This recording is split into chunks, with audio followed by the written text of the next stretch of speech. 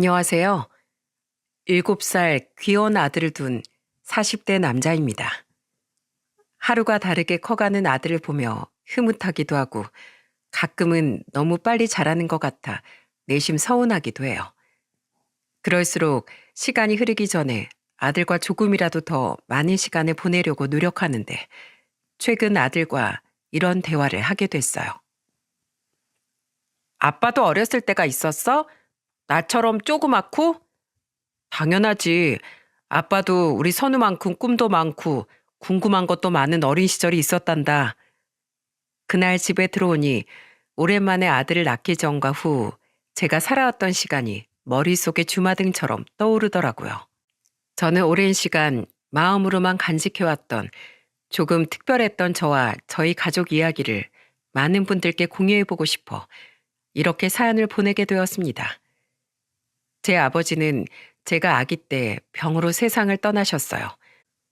부모님을 일찍 여의고 두 오빠에게도 식모 취급을 받으며 살았다던 어머니는 의지할 가족 하나 없이 혼자서 힘들게 저를 키우셨죠. 그리고 파출부 일을 하던 어머니는 악착같이 돈을 모아 제법 번듯한 식당을 차리셨습니다. 제 나이 11살 때 어머니의 식당에서 일하게 된 이모님은 저에게 무척 잘해주셨어요. 어머니보다 3살 어리다던 이모님은 어머니의 식당에 딸린 새방에서 사셨는데 종종 제게 이런 말씀을 하시더군요. 이모는 준성이 널 보면 마치 내 자식 같아서 참 예뻐. 지금 같이 살진 않지만 이모한테도 너만한 딸이 있거든. 어머니의 식당에서 일한 지 2년이 지났던 어느 날 이모는 제게 항상 말하던 딸을 식당으로 데리고 오셨습니다. 이모는 마치 죄진 사람처럼 주방 구석에서 저희 어머니께 이렇게 말씀하셨어요. 어릴 적 만나던 남자랑 덜컥 임신을 해서 결혼도 안 한 채로 딸을 낳았어요. 애 아빤 그런 저를 버려두고 도망을 가버렸죠. 저희 부모님은 몸을 함부로 굴리고 다니는 딸은 필요 없다면서 절 집에서 쫓아내셨어요. 어떻게든 애를 데리고 살려고 했는데 미혼모로 혼자 애를 키우며 산다는 게 너무 힘들고 어렵더라고요. 애 낳고 제대로 몸조리도 못해서 큰 병까지 앓고 있었고요. 그래서 2살 된 애를 고아원에 맡겼어요. 이러다간 다 같이 굶어 죽을 것 같아서 고아원에서라도 밥 얻어먹고 살라고요. 그렇게 병 때문에 한참을 고생하다가 겨우 몸 추스르고 구한 일이 이 식당이에요. 이제 몸도 낫고 2사람 먹고 살 정도 모아놨으니 이제라도 애를 품 안에 품고 살고 싶어요. 제발 변변한 집 구할 돈 모을 때까지만이라도 딸애랑 여기서 같이 살게 해주시면 안 될까요, 사장님? 더 이상 그 어린애를 고아원에 홀로 둘 수가 없어요. 제발 부탁드립니다. 그런 사정이 있었으면 더 일찍 나한테 부탁을 하지 그랬어. 그럼 진즉에 내가 도와줘서라도 애를 데려오게 했을 거 아니야. 아무 걱정 말고 딸 데리고 와. 학교도 얼른 우리 준성이 다니는 학교로 전학시키고 내가 힘 닿는 데까지 도울 테니까. 어? 어머니의 말에 이모는 오래도록 눈물을 흘리셨습니다. 그렇게 이모의 딸은 이모와 함께 어머니의 식당 새방에서 지내게 되었죠. 안녕 효정아. 난 박준성이야. 앞으로 오빠라고 불러. 아, 안녕? 고아원 생활이 힘들었던 탓인지 저보다 2살 어렸던 이모의 딸은 굉장히 내성적이었습니다. 게다가 또래보다 작고 마르기도 했었죠. 준성아, 이모가 부탁 하나만 해도 될까? 우리 효정이 학교에서 친구들이랑 잘 지내는지 좀 지켜봐 줄래? 효정이가 워낙 숫기가 없어 보여서 말이야. 이모의 부탁에 저는 학교에서 이모의 딸을 유심히 지켜봤는데 항상 혼자 다니는 것이 이모의 걱정처럼 친구들 사이에서 겉도는 것 같더군요. 그러다 어느 날은 학교 뒤편에서 남자애들에게 괴롭힘 당하는 이모의 딸을 목격하고 말았죠. 야, 너 고아원 출신이라며? 너희 엄마 그러면 계모야? 뭐라고 말 좀 해봐. 벙어리야? 고아원에선 말하는 법도 안 가르쳐 줬냐? 나 나 갈래. 이러지 마. 이모의 딸은 겁먹은 표정으로 제발 보내달라며 그 애들에게 애원하고 있더군요. 저는 그 모습을 보자마자 신발 주머니를 휘두르며 달려갔습니다. 야, 너희들 4학년이지?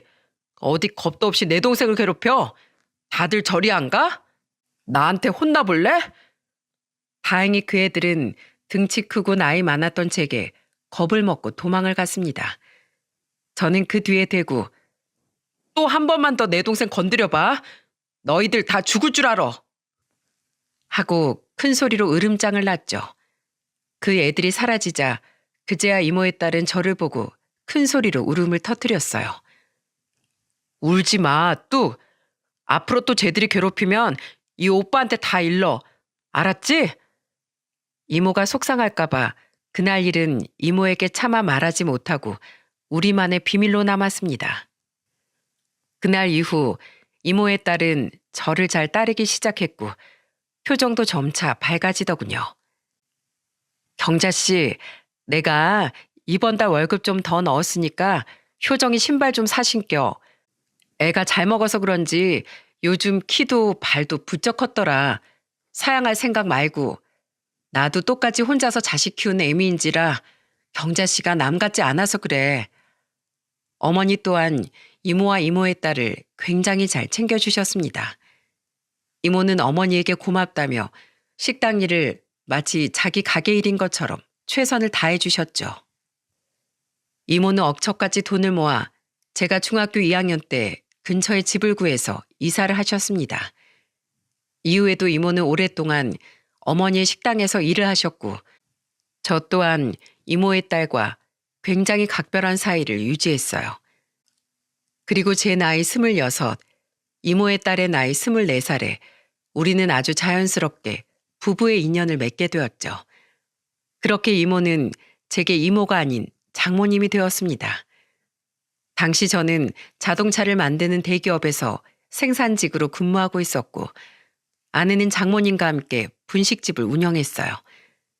아내가 성인이 된 후 장모님은 어머니의 가게에서 독립해 분식집을 차리셨거든요. 당시 매출이 줄어 어머니의 가게에 더 이상 직원이 필요하지 않게 되었기 때문에 말이죠. 사위도 사위지만 내가 결혼하면서 가장 좋았던 건 언니랑 가족이 됐다는 거야. 자식 빼면 형제도 부모도 없는 천의 고아들끼리 가족이 되어 이렇게 의지하고 살 수 있으니 얼마나 좋소. 원래 친하던 어머니와 장모님은 우리의 결혼 이후 더더욱 가까워지셨습니다. 덕분에 우린 양가 가족 모임도 항상 함께였어요. 찾아갈 조부모님도 친척도 없던 터라 우리 넷은 항상 명절 또한 함께 보냈죠. 두 분은 우리에게 이렇게 말씀하시더군요. 이제 우린 너희들이 떡두꺼비 같은 손주만 낳아주면 더 여한이 없겠다. 하지만 왜인지 우리에겐 통 아이 소식이 없었습니다. 결혼한 지 1년이 지났을 때 검사를 받아보니 산부인과에선 아내의 자궁이 많이 약하다고 말해주더군요. 불임은 아니지만 임신이 힘들 수도 있겠다는 의사의 말에 아내만큼 가슴 아파했던 사람은 장모님이었어요. 이게 다 내가 널 고아원에 맡겼던 탓인 것 같다. 한창 잘 먹고 잘 자라야 할 나이에 그렇게 힘들게 자랐으니 애가 이렇게 몸이 약해진 거야. 정말 미안하다, 효정아. 장모님은 어린 아내를 고아원에 맡겼던 일에 대해 아직까지 큰 죄책감을 가지고 계신 것 같더라고요. 그 모습을 본 어머니는 조용히 저를 불러 이렇게 말씀하셨죠. 네 장모도 장모지만 지금 제일 힘든 사람이 새아가일 거다. 자식 이야기만큼 여자 가슴에 상처가 되는 말도 없어. 새아가랑 아기 때문에 너무 조바심 내지 말고 그저 생기면 생기는 대로 없으면 또 없는 대로 너희끼리만 행복하게 살려무나. 하지만 임신을 강력하게 원했던 아내는 3년에 걸쳐 난임 치료를 받았습니다. 그리고 그 기간 동안 무려 2번이나 유산을 하고 몸도 많이 상하고 말았죠. 그렇게 우린 2번째 유산을 마지막으로 아이를 포기하게 되었습니다. 저도 힘들지 않은 건 아니었지만 크게 낙심한 아내를 북돋아주기 위해 최선을 다해 노력했어요. 두 어머니 또한 아내를 위로해 주려 많이 애써주셨고 덕분에 아내는 시간이 흐르며 점차 기운을 되찾을 수 있었죠. 그렇게 결혼한 지 10년이 지난 어느 날 우리 가족에게 불행이 다가오고 말았습니다. 아이고, 박서방, 얼른 병원으로 좀 오게. 제 어머니께서 가게 마감을 하다 뇌경색으로 그만 쓰러지신 거예요. 먼저 가게를 닫고 어머니의 가게로 놀러 가셨던 장모님께서 그런 어머니를 뒤늦게 발견하셨던 거죠. 급하게 수술실로 옮겨진 어머니는 다행히 목숨은 구하셨지만 한쪽 팔과 다리에 마비가 오고 말았습니다. 어머니는 처음 몇 달간은 수술을 받은 대학병원에, 이후론 요양병원에서 오랜 입원 생활을 하셨어야 했는데 상주 간병인을 자처했던 건 다름 아닌 장모님이었습니다.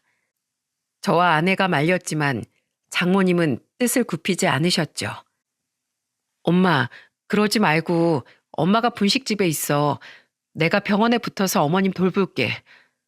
장모님, 간병인 쓰고 제가 쉬는 날마다 올게요. 몸 불편한 사람 간병하는 일이 얼마나 힘든 건데요. 됐어. 언니 나한테 은인이나 마찬가지야. 도움받을 땐 좋다고 붙어있다가 아플 땐 모른 척하면 그게 사람인가? 생판 모르는 사람 손에 맡겨봐야 언니만 더 불편해. 젊은 너희들은 너희들 인생 살아. 난 이게 내 인생을 사는 거야. 아내와 저 중 벌이가 훨씬 좋았던 전 어머니의 병원비를 대기 위해 직장을 그만둘 수 없었습니다.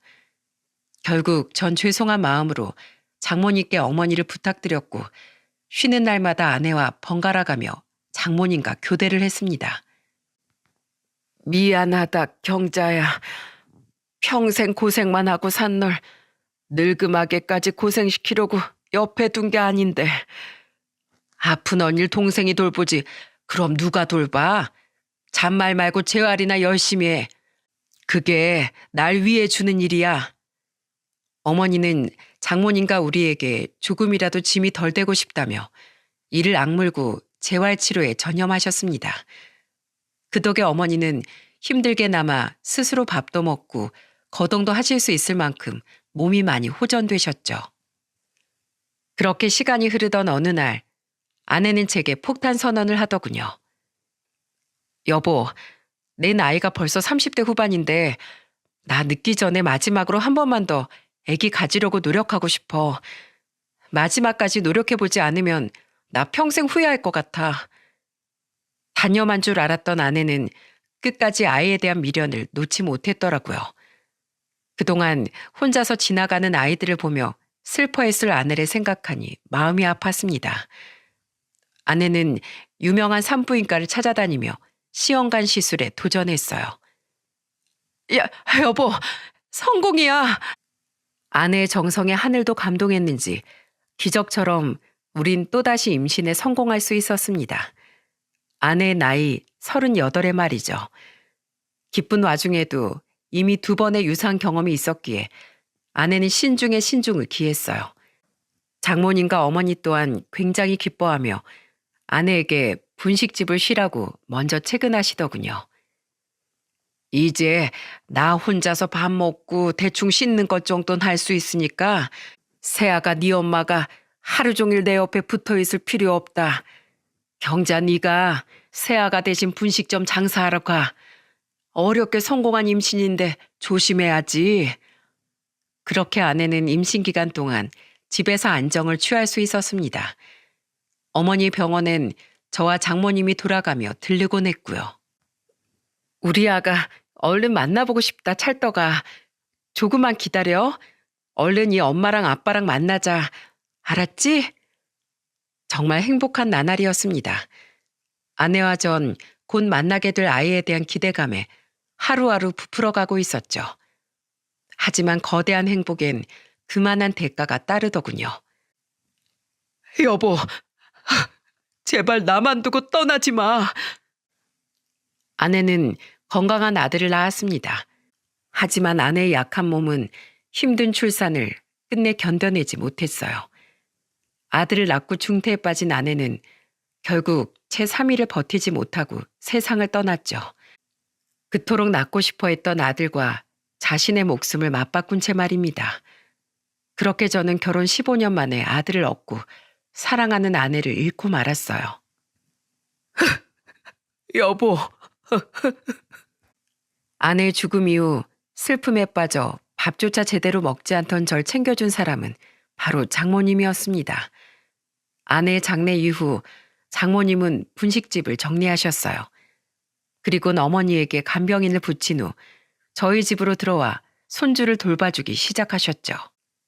오늘도 밥 안 먹고 출근하면 나 2번 다신 자네 얼굴 안 볼 걸세. 자넨 이제 선우에게 하나 남은 부모야. 부모는 자식을 위해서 강해져야 하는 거네. 자네가 그러고 있으면 앞으로 선우 누굴 믿고 살아야 하나? 얼른 팍팍 퍼먹어. 자식을 잃었음에도 굳건하게 버티던 장모님이 너무 존경스러웠어요.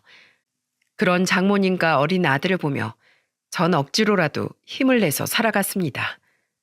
하지만 장모님은 저와 손주를 위해 애써 강한 척을 하셨던 거더군요. 아들이 생후 6개월이 지난 어느 날 장모님은 제게 짧은 편지를 남기곤 흔적도 없이 우리 곁을 떠나셨어요. 편지 옆엔 거액의 돈이 남겨져 있었죠. 어린 손주를 혼자 된 자네에게 남기고 떠나게 되어 정말 미안하네. 누구보다 지금 내 도움이 필요한 사람이 자네라는 걸 알지만 선을 볼 때마다 먼저 하늘로 간 우리 효정이 생각에 내 가슴이 찢어져서 견딜 수가 없었어. 이건 내 가게를 처분한 돈 전부라네. 부디 이 돈으로 자네 모친도 선우도 잘 돌봐주게. 어디선가 잘 살 테니 내 걱정은 하지 말게. 날 위해서 날 찾지 말아줘. 장모님은 사시던 집까지 처분하고 사라지셨어요. 저는 혹시 장모님이 극단적 선택을 하셨을까봐 미친 듯이 걱정이 됐습니다. 저는 즉시 경찰에 실종신고를 했지만 장모님이 스스로 떠난 정황이 명확해 실종신고 처리가 안 된다고 하더군요. 하는 수 없이 사람을 써서 수소문을 하던 저는 어느 날 밤 멍하니 거실 창밖을 바라보다 문득 몇 달 전 우연히 봤던 장모님의 모습이 떠올랐어요. 침대에 누워있는 저희 아들을 내려다보며 소리도 내지 못하고 가슴을 치며 흐느끼던 장모님의 처절한 얼굴이 말이죠. 그 모습을 떠올리자 제가 장모님을 찾는 일이 진정 장모님을 위한 일이 아닌 제 이기심만을 위한 일일지도 모른다는 생각이 들었습니다. 장모님은 정말로 우리 곁에 머무는 일이 괴로우셨을 거라고 생각하니 더 이상 장모님을 찾지 않는 것이 장모님을 위한 일일지도 모르겠다는 데까지 생각이 미치더라고요. 결국 저는 눈물을 머금고 장모님을 찾는 일을 그만두게 되었죠. 그렇게 제 딸만 바라보고 살던 사람이 자식을 먼저 보내고 얼마나 괴로웠겠니. 스스로 가족인 우리 곁을 떠날 정도로 말이야. 지금은 그 어떤 말도 귀에 들리지 않을 테니 우린 조용히 기다려주자꾸나. 언젠가 경자가 돌아올 자린 항상 비워둔 채 말이다. 어머니의 말씀을 듣고 저는 어디선가 장모님이 부디 무사히 지내시길 바라며 아내와 장모님을 마음에 묻었습니다. 이후 저는 전보다 더 정신없는 삶을 살아야 했어요. 야근과 연장 근무를 불사하며 더 열심히 돈을 벌었죠. 어머니의 간병인비와 아들의 베이비시터 비용을 모두 감당해내야 했거든요. 장모님이 남겨주신 돈이 있었지만 저는 차마 그 돈을 쓸 수 없었습니다. 그 돈을 쓰는 순간 장모님과 아내에 대한 기억이 제 안에서 모조리 휘발될 것 같아서요. 그렇게 바쁘게 살다 보니 시간은 쏜살같이 흘러가더군요. 정신을 차려보니 어느덧 아내가 세상을 떠난 지도 4년이 흘러 있었고 저희 아들은 유치원을 다니던 5살이 되었죠. 필사적인 재활운동 끝에 어머니는 마비됐던 팔다리의 기능이 많이 돌아오셨습니다. 어머니는 요양병원에서 퇴원한 후 살던 집을 처분하고 저희 집에서 함께 살게 되었어요. 소일거리 삼아 가벼운 집안일을 할 수 있게 된 어머니 덕에 저는 더 이상 베이비시터를 고용하지 않고 어머니에게 아들을 맡길 수 있었죠. 어머니가 걱정이 되긴 했지만 어머니가 자신이 손주를 돌보길 강하게 원하셨거든요. 그런데 오전조 근무를 마치고 집으로 돌아가려던 어느 날 제 휴대폰에 진동이 울리더라고요. 그리고 휴대폰 화면을 확인한 저는 예상치 못한 이름을 보고 까무러칠 듯이 놀라고 말았습니다. 박서방, 날쎄, 잘 지냈나? 그 사람은 바로 3년 반 전 자취를 감춘 장모님이었어요. 너무 놀라 말까지 더듬던 제게 장모님은 잠시 만나 이야기를 하고 싶다고 말씀하시더군요. 저는 아무것도 묻지 않고 장모님께서 말씀해 주신 카페로 곧장 달려갔습니다. 오랜만에 마주한 장모님은 그동안 마음고생이 많이 심하셨는지 얼굴이 많이 헬쓱해져 있더라고요. 장모님, 그동안 대체 어디 계셨던 거예요? 그렇게 사라지시고 난 뒤에 제가 얼마나 걱정했는지 아세요? 몸은 건강하세요? 어디 아프신 건 아니죠? 난 괜찮아. 미안하네. 나도 그때 마음이 너무 괴로워서 어쩔 수 없이 그런 선택을 했어. 나 가고 자네 혼자서 아들 보랴 모친 챙기랴 많이 고되고 힘들었지. 내가 이기적인 죄인일세. 정말 미안하네. 장모님은 고향 친구가 비구니로 있던 경기도 외곽의 한 사찰에서 지내셨다는군요. 장모님은 속세와 연을 끊고 살고 싶으셨다고 해요. 장모님이 사라지셨던 당시 아무리 수소문을 해도 찾을 수 없었던 이유가 바로 그거였더라고요. 그리고 이어진 장모님의 말에 저는 적잖이 당황할 수밖에 없었습니다.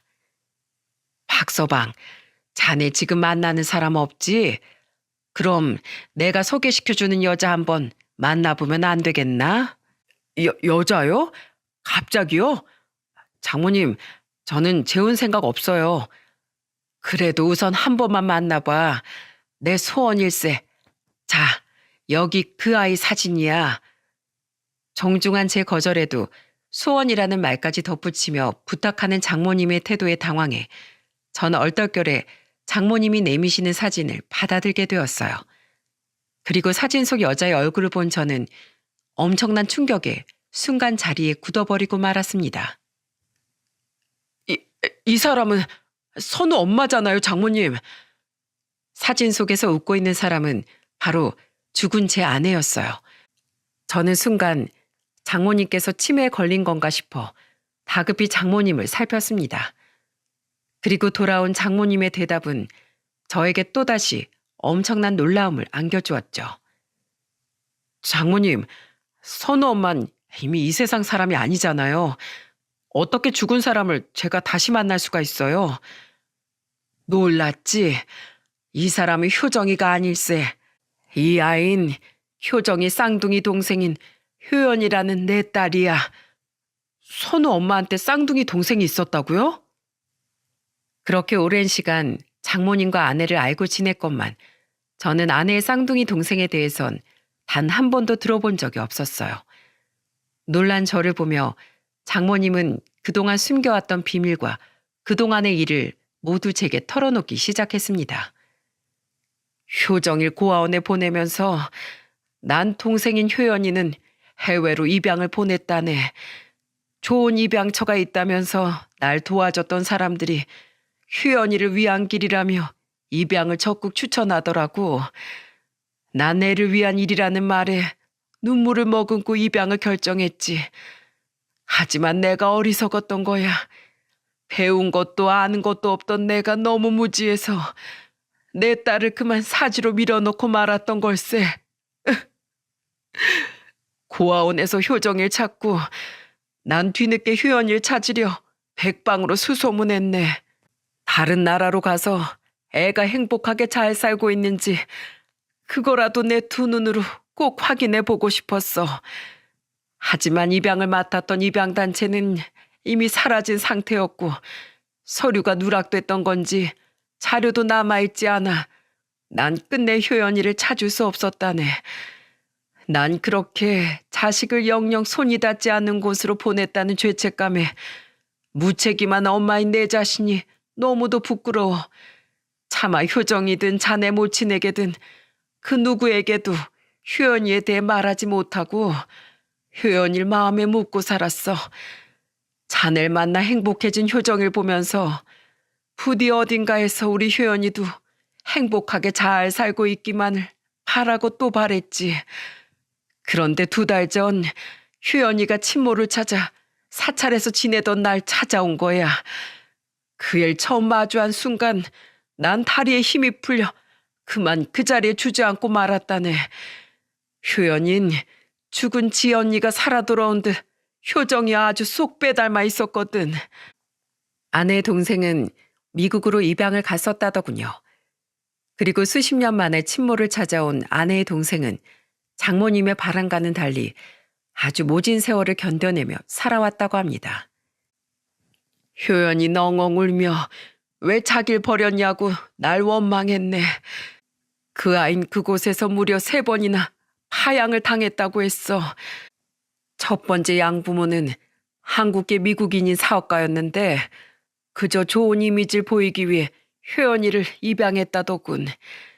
사람들이 보지 않는 곳에선 효연이를 학대하다가 결국엔 짐승을 유기하듯 파양해버렸다는 거야.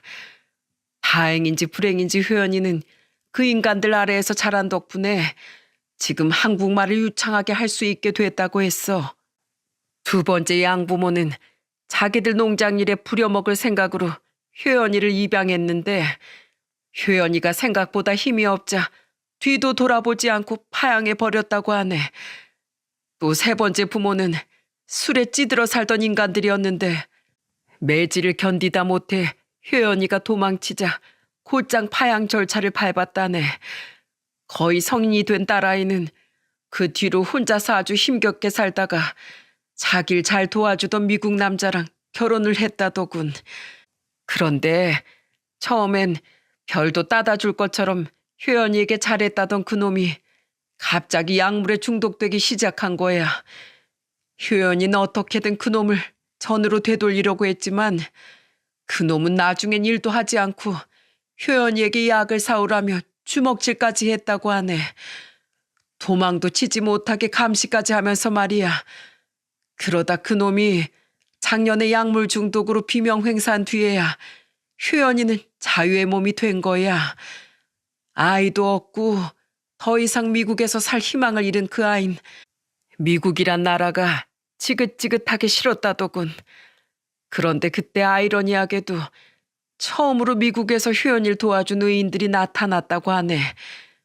효연이는 그 사람들 덕에 자신을 처음 입양 보낸 미국 협력처에서 자신의 정보를 알아낼 수 있었고 고아원 소재지를 통해 효연이의 고향을 알게 된 그들은 내 고향을 수소문해서 내 친구 사찰에서 머무르던 날 찾은 거야. 아내 동생은 친모를 찾자마자 한국으로 들어왔다고 하더군요.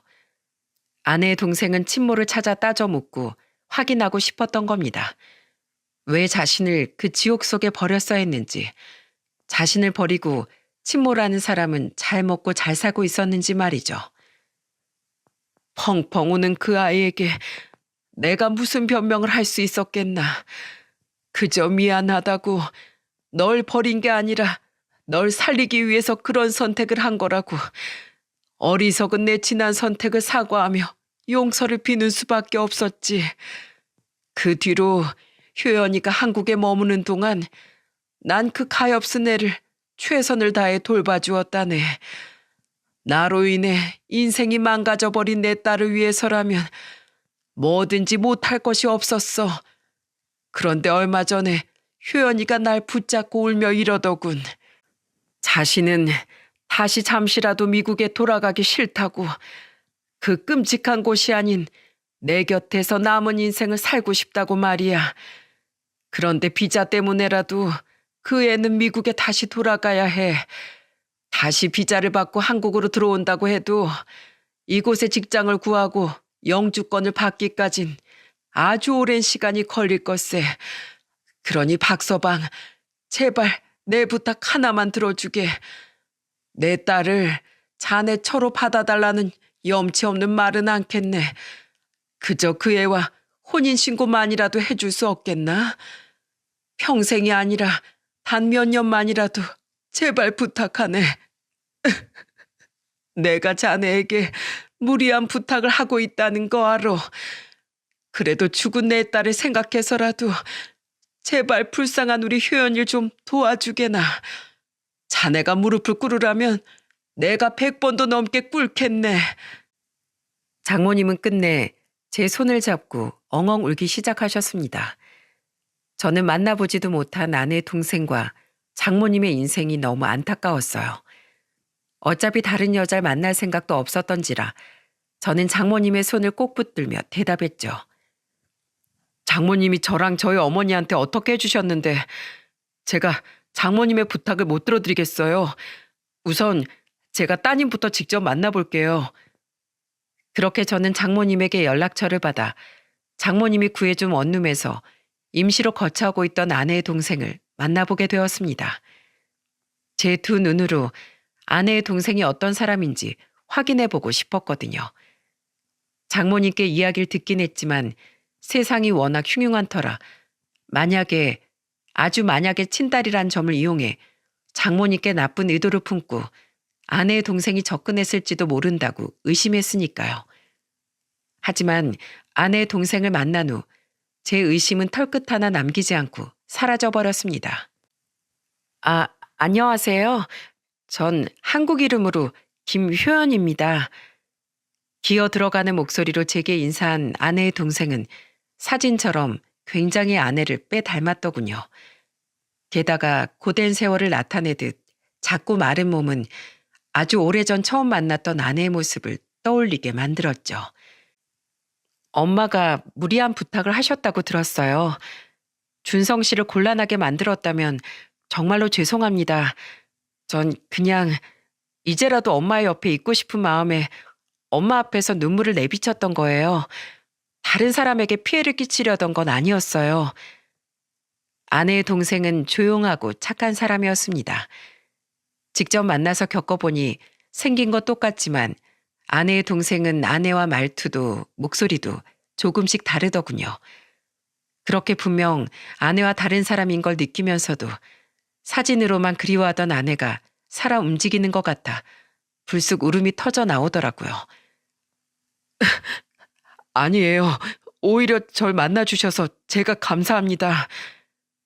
저는 당황한 아내의 동생이 건네는 손수건을 받아들고도 차마 눈물을 닦지 못한 채 그 자리에서 한참을 울었죠.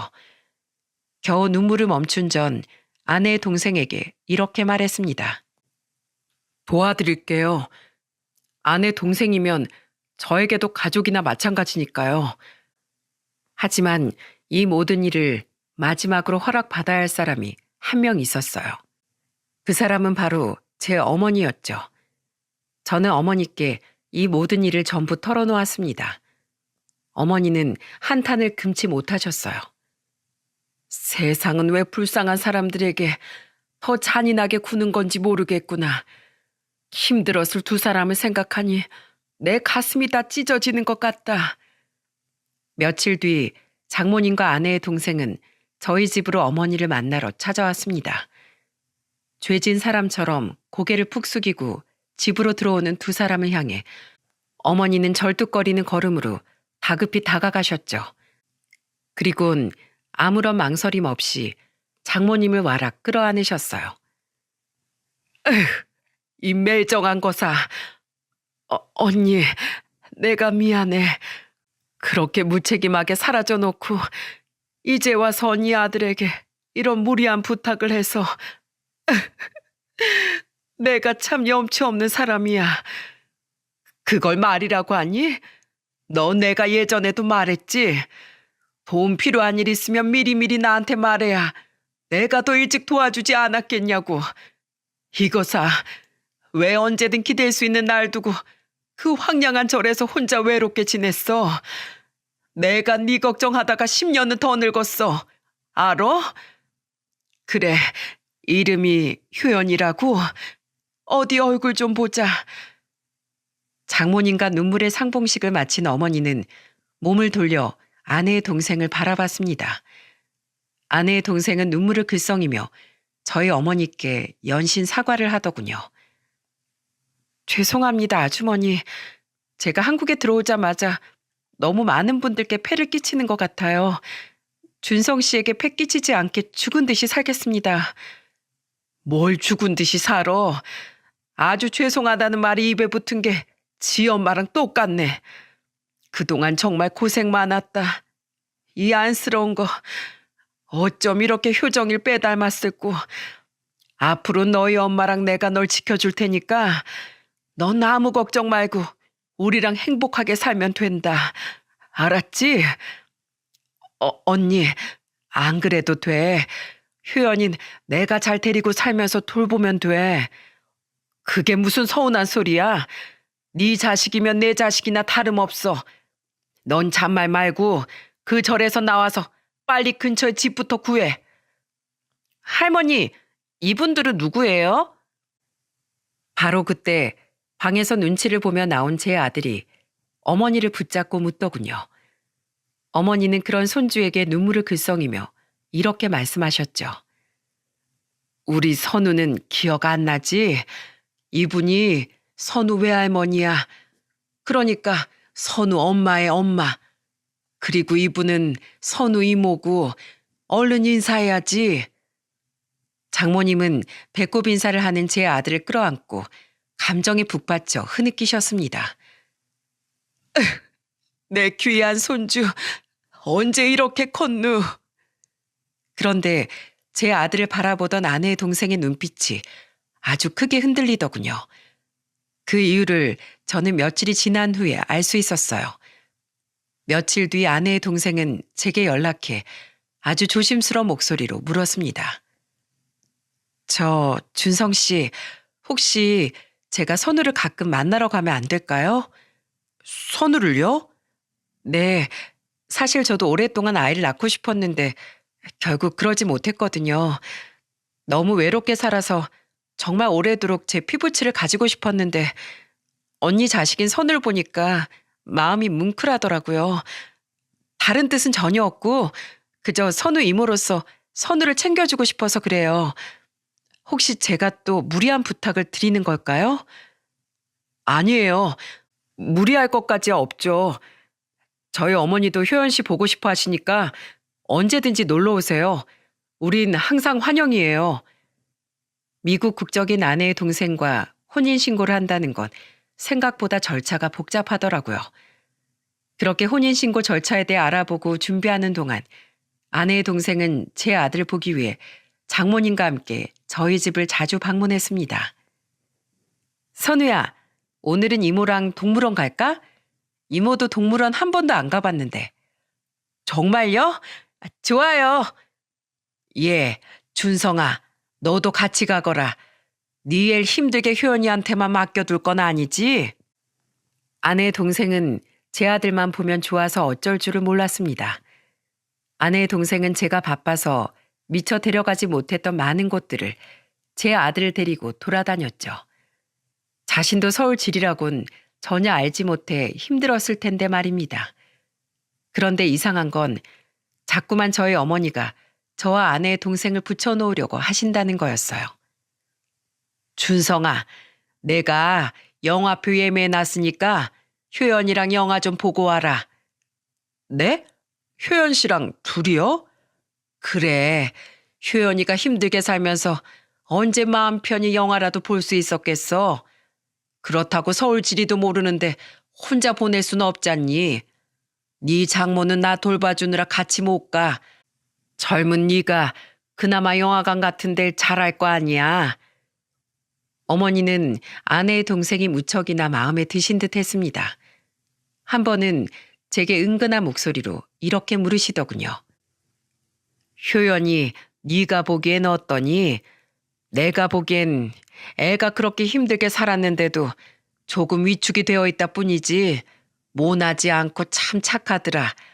더군다나 우리 선우한테 하는 걸 보면 위장 결혼이 아니라 정말 네 세처가 된다고 해도 아주 딱일 것 같아. 네? 어머니, 아무리 그래도 어떻게 선우 엄마 동생이랑 그게 뭐 어때서? 속사정이야 좀 복잡하긴 하다만 호적상으로 더 이상 네 장모의 딸도 아니고 더군다나 넌 최근에서의 효연일 처음 봤잖아. 서로 형부처제하던 사이도 아니고 지금도 어색해서 서로 효연 씨, 준성 씨하고 부르잖니. 즉 마음이 그러면 네 아내가 아니라 선우 새엄마라고 생각하고 정말로 살림을 합치는 건 어떠니? 난 효연이 그것만 보면 참 마음이 아파서 내 친자 가족으로 보듬고 품어주며 살고 싶구나. 아, 물론 내 마음이 그렇다는 거지 강요하는 건 아니야. 어머니의 말씀을 듣고 마음이 심란해졌습니다. 몇 년간 혼인신고를 한 사이로 지내려고만 했지 진짜로 아내의 동생과 가족이 된다는 생각은 해보지 못했거든요. 하지만 어머니가 저를 괜히 부추겼기 때문일까요? 저는 아내의 동생을 만날수록 사려 깊은 모습과 저희 어머니와 아들에게 잘하는 모습에 자꾸만 마음이 열리기 시작했어요. 아내의 동생 또한 제게 마음이 있는 눈치더군요. 그러다 제 마음이 확고해진 결정적인 계기가 있었습니다. 아내의 동생과 저 그리고 아들 이렇게 셋이 어린이 뮤지컬을 보고 집에 돌아오는 길이었어요. 저와 아내의 동생은 길거리에서 계란빵을 사고 있었죠. 그때였습니다. 선우야, 위험해! 아내의 동생의 외침에 저는 빠르게 고개를 돌렸어요. 그리고 눈앞에 펼쳐진 광경에 저는 손에 든 계란빵을 내던지고 앞으로 내달렸죠. 선우야, 괜찮어? 효연 씨 괜찮아요? 선우는 괜찮아요? 아내 동생은 차도 한가운데서 나뒹굴고 있었습니다. 그리고 제 아들은 건너편 인도에 넘어진 채 엉엉 울고 있었어요. 쓰러진 아내 동생의 코앞엔 급정거한 차 한 대가 서 있었고 운전자가 다급히 문을 열고 뛰쳐나왔죠. 괜찮으세요? 애가 갑자기 뛰쳐나와서 깜짝 놀랐어요. 정황을 들어보니 제가 잠시 계산한다고 한눈을 판 사이 아들이 그만 차도로 뛰어나갔던 거더군요. 뒤늦게 그 광경을 본 아내의 동생은 자기 몸은 신경도 쓰지 않고 아들을 구하기 위해 차도로 뛰어들었던 겁니다. 다행히 달려오던 차가 급정거한 덕에 아내의 동생도 아내가 차도로 밀친 아들도 모두 무사했어요. 그때 저는 결심했습니다. 제 아들을 위해 목숨도 아끼지 않는 이 사람이라면 제가 평생을 옆에서 지켜줘야겠다고 말이죠. 그 주 주말 아내의 동생과 장모님 그리고 저희 어머니 앞에서 제 인생을 바꿀 결심을 선언했어요. 장모님, 아직 집 구하는 중이시죠? 그 집 구하지 마세요. 그리고 효연 씨만 좋으시다면 서류상만이 아니라 진짜로 제 아내 그리고 제 아들의 엄마가 되어 주시겠어요? 효연 씨만 허락해 준다면 더 큰 집으로 이사해서 우리 5 식구 다 같이 앞으로 행복하게 살고 싶어요. 진짜 가족이 돼서요. 네? 진심이세요? 네. 그동안 힘들었던 시간 제가 다 보상해드리지 못해도 절대로 불행하게 만들어드리진 않을게요. 제게 기회를 주시겠어요? 박서방, 그게 참말인가? 정말 우리 효연이를 가족으로 받아줄 거야? 어찌 이렇게 감사한 일이... 고맙네. 정말 고마워.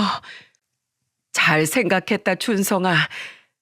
효연아, 내 새며느리가 되어주겠니? 너만 좋다면 난 2 팔 벌려서 환영이란다. 어머니는 정말로 기쁘셨는지 아내 동생의 손을 잡고 마구 흔드셨습니다. 아내 동생은 잠시 멍한 표정을 짓더니 이내 얼굴을 바닥에 묻고 오열하기 시작하더군요. 감사해요. 정말 감사해요. 저 정말 잘할게요. 장모님은 그런 아내의 동생의 어깨를 끌어안고는 소리내어 우셨습니다. 내가 오래전 언니네 가게 일자리를 구하러 갔던 건 내 인생의 신이 마지막으로 내려준 동아줄이었던 거야. 고마워 언니. 고맙네 박서방. 그렇게 그날 저는 아내를 잃은 지 4년 만에 새 아내를 얻게 되었어요. 갈래갈래 갈라졌던 우리 가족이 다시금 새로운 5식구가 되던 잊지 못할 순간이었죠. 이후 저는 휴직계를 내고 아내의 동생, 아니 새 아내와 함께 몇 달간 미국 생활을 해야 했습니다. 아무리 방법을 알아봐도 결국 결혼 비자를 받기 위해선 다시 미국에 가야 하더라고요. 미국만 떠올려도 고통스러워하던 새 아내를 저는 도저히 혼자 미국에 보낼 수 없었기에 큰 결단을 내렸던 거죠. 그렇게 저는 새 아내를 따라 생전 처음 미국에 갔고 미국에 도착하자마자 미리 준비해간 화려한 하와이안 셔츠를 꺼내 입고 새 아내에게 이렇게 말했습니다. 짜잔! 옷이 그게 뭐예요? 여긴 관광지도 아닌데요. 어때? 여기서 내가 제일 튀지? 네, 정말 튀네요. 같이 다니기 창피할 정도로요. 난 오늘 하루 종일 이 옷을 입고 당당하게 돌아다닐 거야. 당신이 창피하다는 생각 외엔 아무런 생각도 못할 정도로 만들어줄 거라고. 그러니까 여보, 앞으로 미국을 생각하면 끔찍했던 과거가 아니라 오늘을 떠올려줘. 떠올리기만 해도 우습고 창피한 내 모습을 생각하면 이곳에 대한 당신의 아픈 기억도 조금 흐릿해지지 않을까? 아내는 제 말에 눈시울을 붉혔습니다. 그리곤 눈물을 손등으로 닦아내며 이렇게 대답했죠. 고마워요. 꼭 그럴게요. 제가 나쁜 기억들이 강렬해서 그렇지 사실 이곳에도 좋은 사람들이 많았어요. 제게 잘해주셨던 초등학교 선생님들, 친구들, 그리고 엄마를 찾아주기 위해 돈 한 푼 받지 않고 발로 뛰어주신 많은 분들까지 말이에요. 좋은 기억도 나쁜 기억도 모두 지금의 가족을 만나기 위한 고난의 여정이었다고 생각할게요. 그렇게 저와 새 아내는 몇 달 뒤 한국으로 들어왔고 5식구가 살기에 적당한 넓은 집으로 이사도 하게 되었습니다. 혼인신고까지 무사히 마친 뒤라 저와 새 아내는 그렇게 진정한 결혼 생활을 시작할 수 있었죠. 새 아내를 처음 만난 지도 2년이 흐른 지금 우리 5식구는 더없이 행복한 시간을 보내고 있답니다. 엄마, 다녀왔습니다. 선우 왔어? 어머, 왜 이렇게 흙투성이야? 당신도 마찬가지네? 2사람 또 놀이터 흙바닥에서 같이 놀았구나? 아휴, 내가 못 살아 정말. 얼른 옷 갈아입고 와요. 내가 갈비찜 해놨어요. 우와, 선우야, 얼른 옷 갈아입고 손 씻자. 엄마, 어머님, 화투 그만 치고 2분 다 식사하러 오세요. 기다려봐라. 아유, 언니, 손에 몰래 화투째 숨기고 있는 거 아니야? 무슨 타짜도 아니고 왜 이렇게 잘 쳐? 이게 실력이라는 거야. 넌 2팔 다 성한 애가 한쪽 팔이 불편한 나한테 속임수로 졌다고 하면 창피하지 않겠냐? 다시 만난 2 어머니는 전보다 더 사이좋게 아웅다웅 지내고 계십니다. 그동안 내심 엄마 있는 친구들을 부러워했던 저희 아들은 처음 가지게 된 엄마가 너무 좋은 나머지 집에만 오면 새 아내 옆에서 떨어질 줄을 몰라요. 제 새 아내는 요즘 꽃집을 시작했습니다. 바로 6년 전 장모님이 제게 남겨주셨던 그 돈으로 말이죠. 어렸을 때부터 전 꽃집이 하고 싶었어요. 꽃을 들고 있는 사람들은 항상 행복해 보였거든요. 제가 받지 못했던 행복을 남들에게 나눠주는 사람이 되고 싶었죠. 이런 새 아내에게 꽃집을 차려주는 것이 차마 쓰지 못하고 아껴뒀던 장모님의 돈에 마땅한 쓰임새라고 생각했고 지금도 그 생각엔 변함이 없습니다. 얼마 전 저와 단둘이 술을 한잔 했던 아내는 눈가를 붉히며 제게 이렇게 말했습니다. 저를 조건 없이 사랑해주는 엄마, 어머님, 그리고 자상한 남편과 사랑스러운 아들까지 전 태어나서 이렇게 행복해 본 적이 처음이에요. 이게 다 그때 날 받아준 당신 덕분이에요. 정말 고마워요, 여보. 아니야. 열심히 행복해줘서 내가 더 고마워. 저는 앞으로도 상처로 얼룩졌던 아내의 과거를 보듬으며 2 어머니와 아들과 함께 힘들게 얻은 행복을 지키며 살아가려고 합니다. 여러분, 이번 일을 겪으며 저는 고아와 입양 문제에 관한 심각한 이면에 대해 관심을 갖게 되었어요. 그래서 저는 이 일을 계기로 사회적 문제에 관심을 갖고 고아와 입양 단체에 꾸준한 기부와 관심을 아끼지 않으려 합니다. 그러니 부디 많은 분들이 제 사연을 듣고 저처럼 소외된 고아와 입양 문제에 많은 관심을 가져주셨으면 좋겠어요. 사람들의 관심이 커질수록 그 관심은 감시자의 눈이 되어 불합리하고 부정적인 일이 발생하는 걸 막아줄 테니까요. 그래서 제 사연이 더는 제 새 아내처럼 입양으로 고통받는 아이들을 만들어내지 않는데 일조할 수 있었으면 좋겠습니다.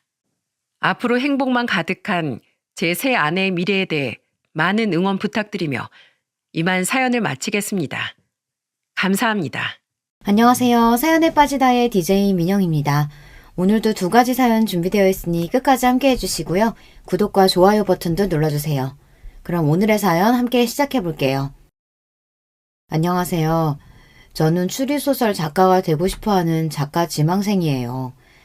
나이는 만으로 45살이고 2 아이도 키우는 주부이자 엄마이지만 지금은 치열했던 시기를 지나 시간적으로 여유가 되고 보니 뒤늦게 작가라는 꿈을 갖게 된 사람이죠. 지망생이라고는 하지만 아직 저에게 변변한 작품은 없답니다. 요즘 책을 읽고 서평이나 간단한 글을 쓰면서 습작을 하고 있어요.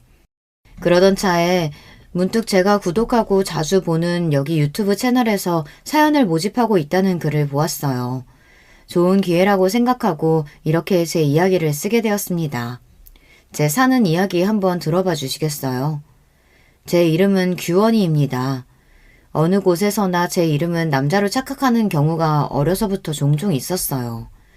어릴 때 반 남자애들이 제 이름이 남자 같다는 이유로 놀리기 일쑤였어요. 전 억울한 마음에 왜 딸에게 이런 이름을 지어줬냐고 엄마에게 물었죠. 아빠가 아들을 많이 바라셨는데 태어난 네가 딸인 거 알고도 중성적인 이름을 지어주신 거야. 이렇게 말씀하셨어요. 그런데 이름만큼이나 제 성격 자체도 여성적이지는 못해요. 아주 이성적이고 감정을 자제하는 면이 우리 아버지를 많이 닮았다는 말씀을 많이 듣고 자랐죠. 제 생각에도 전 다른 여자들보다 감정을 자제하고 이치에 맞는 행동을 추구하는 점이 좀 남다르다 싶어요. 달달한 연애 드라마보다는 반전과 복수가 살아있는 드라마나 소설이 제 취향이고요. 그래서인지 어릴 때부터 저의 장래 희망은 검사였습니다. 나쁜 놈들을 법으로 처단하는 검사는 너무 냉철하고 지적으로 보여 제 꿈이었어요. 우리 아버지는 사회학과 대학 교수셨는데요. 어린 저에게 판검사가 딱 어울린다면서 제 꿈을 지지해 주셨습니다. 아버지는 완벽주의적 성격을 가진 분이셨어요. 우리 집은 이런 아버지 때문에 늘 먼지 하나 없이 반질반질하고 청결한 상태를 유지했고 전 어디서나 사람들 앞에서 항상 예의 있고 반듯한 모습으로 있어야 했어요. 학교 성적은 당시의 학창시절만큼이나 탑을 유지해야 한다고 강요하셨어요. 그리고 실수를 조금이라도 하면 자식이라거나 어린 나이라고 해도 용납해 주시지 않았어요. 아버지가 강의 자료나 책을 집필하시는 일을 전 국민학교 때부터 도와드렸는데요. 사실 10살 남짓한 아이가 글을 쓰다가 오타를 쓸 수도 있잖아요. 하지만 아버지는 심한 때는 손바닥 맴매를 할 정도로 엄하게 혼내셨습니다. 그런 환경에서 자라서인지 저는 늘 학교에서는 모범생이었고 아버지만큼이나 완벽주의 성격을 닮아갔습니다. 아마도 아버지와 저로 인해 가장 고통받는 분은 엄마가 아니셨을까 싶어요. 우리 엄마는 동화작가셨어요. 엄마는 감성이 풍부하셨고 자식인 저를 늘 따스하게 감싸주며 사랑을 표현해주시는 분이셨죠. 그런데 냉정한 성격에 감정 표현에 무뚝뚝한 남편에다 딸까지. 내 팔자가 그렇지. 상전을 2명이나 모시고 살아요, 내가. 사람이니까 이 정도 실수할 수 있는 거지. 그거 좀 실수하면 부녀가 다 파르르 하니 원. 아주 찔러도 피 한 방울 안 나올 사람들이라니까. 엄마는 이렇게 한탄하고는 하셨어요. 하지만 전 엄마가 아주 좋았어요. 제가 속을 다 드러내고 겪었던 일이나 감정도 다 털어놓고 말할 수 있는 사람은 바로 우리 엄마였거든요. 엄마도 하나뿐인 딸이 유일한 대화 상대라고 하시면서 우리 둘은 친구처럼 모든 이야기를 하는 베스트 프렌드예요. 엄격하고 차가운 아버지라고 해도 두 분이 사랑해서 저를 낳으셨잖아요. 자식인 제가 볼 때는 우리 아버지와 엄마는 남녀의 부부관계라기보단 동료에 가까워 보였거든요. 자식인 제가 부모님의 부부관계가 정확히 어떤 관계인지는 잘 모르겠어요. 그래도 이혼이나 별거 한 적 없이 70이 다 된 지금까지 별탈 없이 잘 살고 계신 것 보면 그저 평탄하게 가정을 잘 유지하고 사셨다고 말씀드릴 수 있죠. 저는 평범하고 공부를 곧잘 하며 학창시절을 보낸 뒤 중앙대학교 법학과에 진학하게 되었습니다. 제 꿈이었던 검사가 되기 위해 대학교에 가서도 흥청망청 놀지도 않고 사법고시를 준비했습니다. 그렇게 대학생활 4년에 휴학까지 3년까지 꼬박 7년을 준비했건만 제 노력에도 저는 번번이 낙방했습니다. 1차 시험 합격 후 같은 해 그리고 그 다음 해에 치른 2차 시험에 떨어지기를 2번, 그렇게 두 번째 2차 시험에 낙방 소식을 들은 12월의 겨울날 쏟아지는 한방눈을 맞으면서 저는 인생 처음으로 깊은 좌절감을 느끼게 되었습니다. 사람이 아무리 노력해도 안 되는 일이라는 게 있구나. 다시 1차 시험부터 사시 준비를 시작할 엄두가 나지 않는다. 이제는 그만둘 때가 됐나 보다. 그 길로 사시를 포기하기로 정하고 집에서 부모님께 말씀드렸어요. 난 우리 규원이가 얼마나 노력했는지 잘 알고 있어. 스스로 할 만큼 하다가 끝내는 마음 먹었다는 건 시작하는 것보다 어렵단다. 그동안 정말 수고했다. 앞으로 더 재미있고 좋은 일 찾아보자. 이렇게 제 얼굴을 쓰다듬으며 격려해 주시는 엄마와 달리 우리 아버지는 결과는 아쉽지만 수고했구나. 한마디를 하시고 서재에 들어가셔서 그날 저녁밥도 거르셨습니다. 아마 저만큼이나 아빠는 제 꿈에 거는 기대가 크셨고 그만큼 실망을 하셨을 거예요. 오랜 꿈을 접고 나서 대학교도 졸업한 마당에 무엇을 해야 하나 특별히 할 일을 잡지 못하고 시간을 보내고 있었어요. 그러다 보니 제 나이가 어느덧 28, 홍기에 들어서자 아버지는 제 신랑감으로 점찍어 온 남자가 있다고 했습니다. 그는 아버지의 휘문교교 동창으로 절친한 친구분의 둘째 아들로 중견기업에 다니고 있는 능력 있는 인재라고 아버지는 소개하셨어요.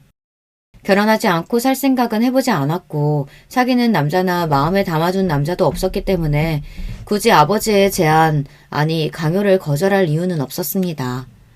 단지 어른들의 집안끼리 남녀가 만난다는 사실이 좀 구닥다리 같아서 창피했다는 점 빼고는 말이에요.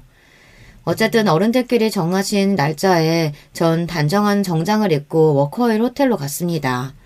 약속한 1시에 늦지 않기 위해 집에서 1시간도 안 되는 가까운 거리이지만 더 일찍 나선 저는 택시를 타고 가던 길에 문자 한 통을 받았습니다. 그 문자는 만나기로 한 맞선남이 보낸 것이었어요. 안녕하세요. 오늘 만나기로 한 최영훈이라고 합니다. 죄송해서 어쩌죠. 급한 회사 일이 생겨서 지금 회사에 있습니다.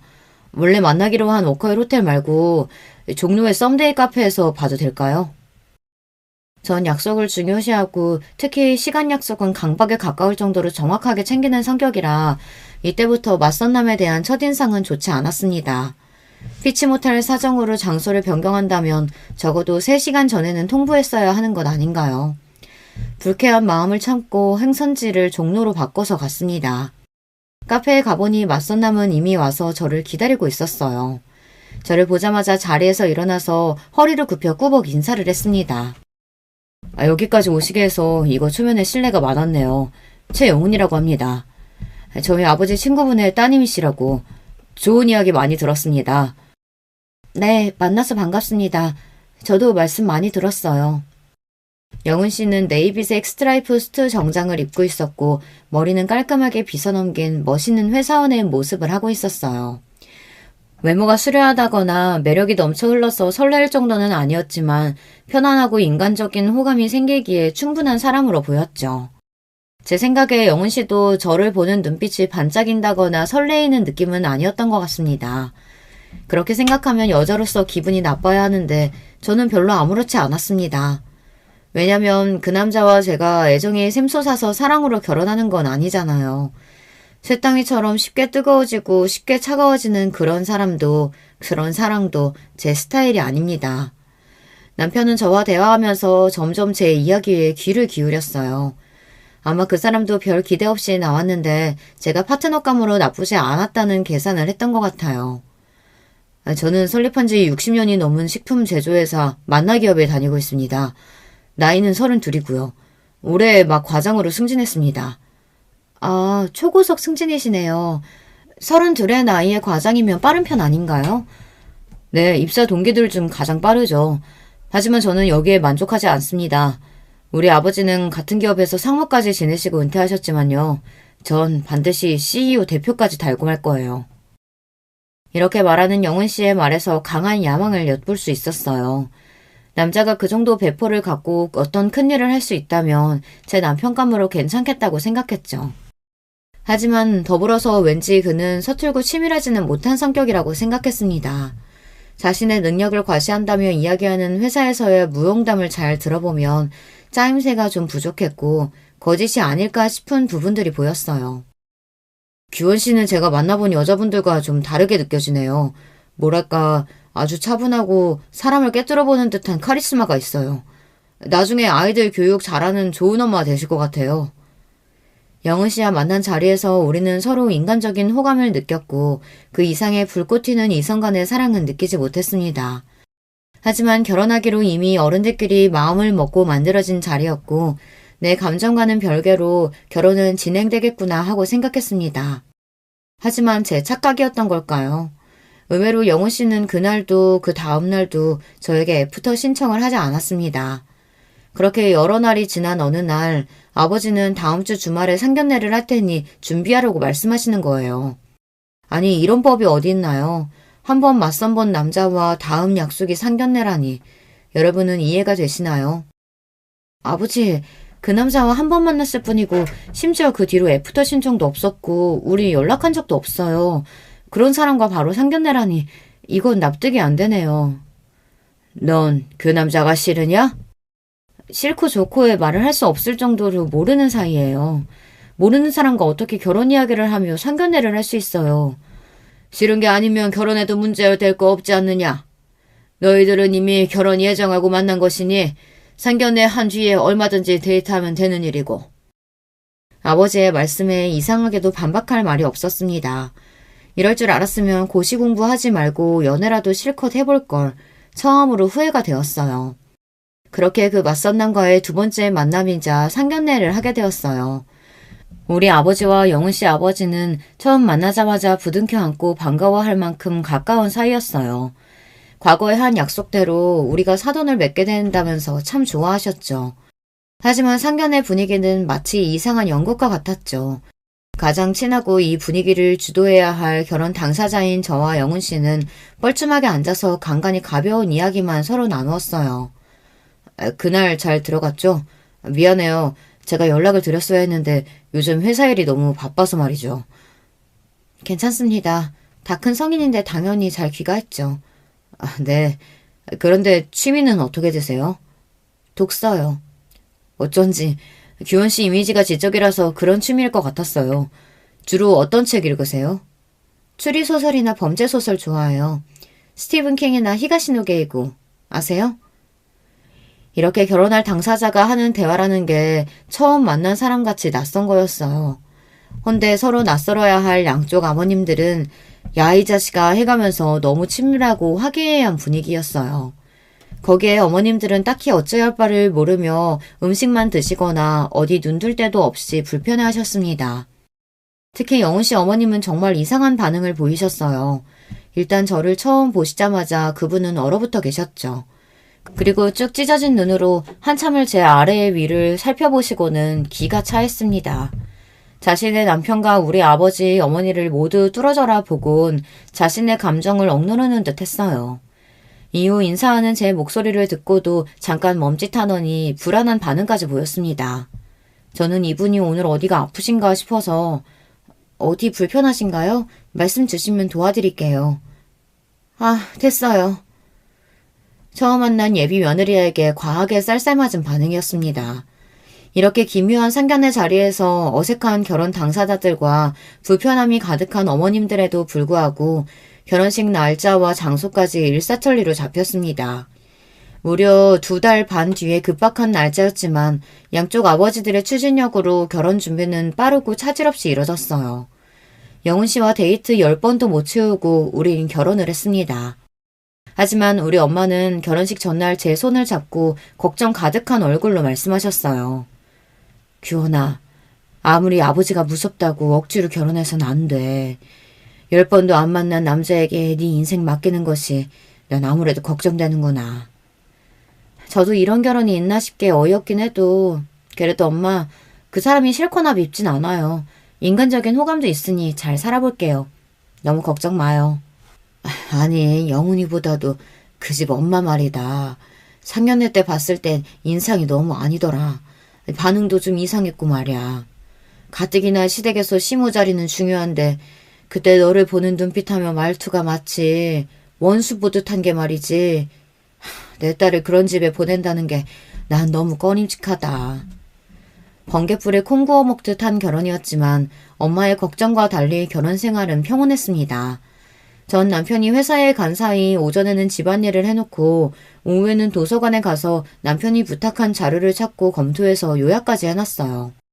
그리고 제가 좋아하는 책을 보다 근처 카페에 들려서 음악을 들으며 커피 한 잔을 하고 집에 돌아옵니다. 남편의 저녁 준비를 하다가 남편이 집에 오면 같이 저녁을 먹고 하루의 이야기를 하다 같이 잠이 듭니다. 이런 전업주부 생활이 전 안 맞는 옷과 같을 줄 알았는데 의외로 재미있고 마음의 평온함을 주는 생활이라 잘 적응하면서 지내고 있었어요. 제가 이해심이 깊고 성격이 무던한 편이라 같이 지내기에 편안하고 회사 일에도 많은 도움을 주고 있다며 남편은 고마워했어요. 남편은 그동안 만난 여자들이 감정 기복이 크고 변덕스러웠는지 저 같은 여자는 처음 본다며 변변히 신기해했습니다. 어느 날 남편 회식 자리에서 후배분이 제게 연락을 했습니다. 최 과장님이 너무 많이 취해서 사모님이 모시러 와주셔야겠다고요. 차를 몰고 종로로 가보니 남편은 인사불성의 상태였고 저는 동료분의 도움으로 남편을 차에 태워 집으로 운전하는 중이었습니다. 남편은 잔뜩 취한 채로 제 손을 잡고 다른 여자의 이름을 부르기 시작했습니다. 소영아 보고 싶다. 미안하다. 그 여자가 누구인지는 모르겠지만 짐작은 할 수 있었어요. 남편이 저와 선을 보기 전에 이야기를 얼핏 들었기 때문입니다. 남편은 소영이라는 여자와 군대 다녀와서부터 사귀었고 많이 사랑하는 사이였다고 해요. 결혼을 약속할 만큼. 하지만 부모님, 특히 아버지께서 소영 씨의 집안에 문제가 많다며 반대하셨다고 합니다. 그리고 정해놓은 혼처를 강요하며 억지로 맞선을 보게 했습니다. 그 맞선녀가 바로 저였고요. 저와 맞선 보러 나갈 때 처음에는 앙심을 품었다고 했습니다. 이 맞선 자리를 깽판치고 맞선녀에게 무례하고 불쾌하게 굴어서 아버지에게 반항하겠다고. 그런데 저를 보고 왠지 그럴 수 없었다고 합니다. 자신의 속을 꿰뚫어보는 듯한 제 까맣고 깊은 눈을 보면 왠지 순한 양이 되는 기분이라고요. 그리고 대화를 할수록 좋은 여자인 것 같은데 괜히 상처 주기 미안했다고 했어요. 하지만 자신의 마음이 정리되지 않았기 때문에 저에게 애프터 신청은 못했다고요. 저는 그렇게 깊은 연애를 해보지 않아 이런 질척이는 관계와 마음을 이해하기는 어려웠지만 남편은 자기 나름대로 속상하고 힘들었을 거예요. 하지만 술에 취해서 다른 여자의 이름을 부르는 건 얄미워서 옆구리를 콱 꼬집어주고 나서 집에 눕혔습니다. 다음날 잠에서 깬 남편이 나 어제 술 먹고 어디 부딪혔어? 옆구리가 너무 아프네 했을 때 혼자 킥킥대고 웃었죠. 결혼생활 1년 만에 첫 아들을 낳았고 1년 뒤에는 둘째 딸을 출산하고 연년생 아기들을 키우면서 저는 많이 바빠졌습니다. 나는 우리 엄마처럼 무한한 사랑을 베풀지는 못할 거라고 생각했는데 아이를 낳아 키워보니 의외로 전 모성애가 강한 여자임을 알게 되었어요. 자식이 먹는 것만 봐도 배부르다. 눈에 넣어도 아프지 않을 만큼 이쁘다. 이런 말이 그냥 하는 말이 아니라 정말 제 심정이 꼭 그랬습니다. 아이들이 하는 일이면 자잘못을 따지지 않고 그저 예쁘고 그저 봐주고 싶은 마음이 가득했으니까요. 냉철한 제가 이럴 줄은 정말 몰랐어요. 출산과 육아는 정말 놀라운 경험인 것 같아요. 그때부터 저의 인생은 아이들뿐이라고 해도 과언이 아니었습니다. 어차피 남편은 회사에서 성공하는 야망을 가진 남자로 평일에는 밤늦도록 회사에 있고 주말에는 윗사람들에게 잘 보이기 위해 그들을 따라 골프며 등산이며 다니느라 바빴습니다. 그리고 이 남자에게는 부성애 같은 것은 없어 보였어요. 우리 아이들과 잘 놀아주거나 교육에 관심을 갖지 않았거든요. 다른 집 여자들은 이런 얘기를 들으면 서운하겠다, 남편에게 바가지라도 긁어봐라 이렇게 이야기했지만 저는 아무렇지도 않았습니다. 이 남자가 가정적이고 애들을 살뜰히 챙길 만한 위인이 못 된다는 것을 임신 초기에 깨달았기 때문이에요. 제가 입덧이 심했던 임신 3개월 때의 일이 생각나네요. 저는 원래 식탐이 없고 평생 소식하던 사람인데 입덧 때는 갑자기 음식이 안 먹히다가 또 갑자기 음식을 한꺼번에 많이 먹는 이상한 경험을 했습니다. 여보, 일주일 동안 음식이 안 먹혀서 물밖에 못 먹었는데 갑자기 오늘 새벽부터 아구찜이 너무 먹고 싶어요. 퇴근할 때 회사 근처 단골집에서 포장해 줄 수 있어요? 남편이 회사에 있을 때 전화해서 이렇게 부탁했어요. 나 오늘 회식이라 안 되겠어. 회식 끝나면 거기 가게 문 닫을걸? 당신이 회식하는 중간에 나가서 포장해 오면 되지 않겠어요? 내가 먹고 싶다기보다는 뱃속에 아이가 먹고 싶은 것 같아요. 자기가 먹고 싶으면서 애기 핑계는. 그냥 참으면 안 돼? 아구찜이 뭐라고. 모냥 빠지게 회식하는 남자가 중간에 나가서 마누라 걸 사가겠어? 남편은 이렇게 단칼에 거절하고선 그날도 술이 떡이 돼서 밤늦게 귀가했습니다. 남편은 원래 저나 애들을 잘 챙기지 않는 무심한 남자라는 걸 잘 알고 있고 어지간한 일에는 서운해하지도 않는 저였지만 이때는 임신한 때라 그런지 너무하다는 기억이 아직도 있어요. 남편은 그저 열심히 일하고 돈을 벌어오는 가장일 뿐 남편의 역할도 아버지의 역할도 잘 하지 못한 사람이었습니다. 그리고 사실 남편이 회사에서 일하는 성과의 절반은 제 몫이라고 생각합니다. 남편이 회사에서 CEO까지 오르겠다는 야망에 비해서 가진 능력은 부족한 사람이었어요.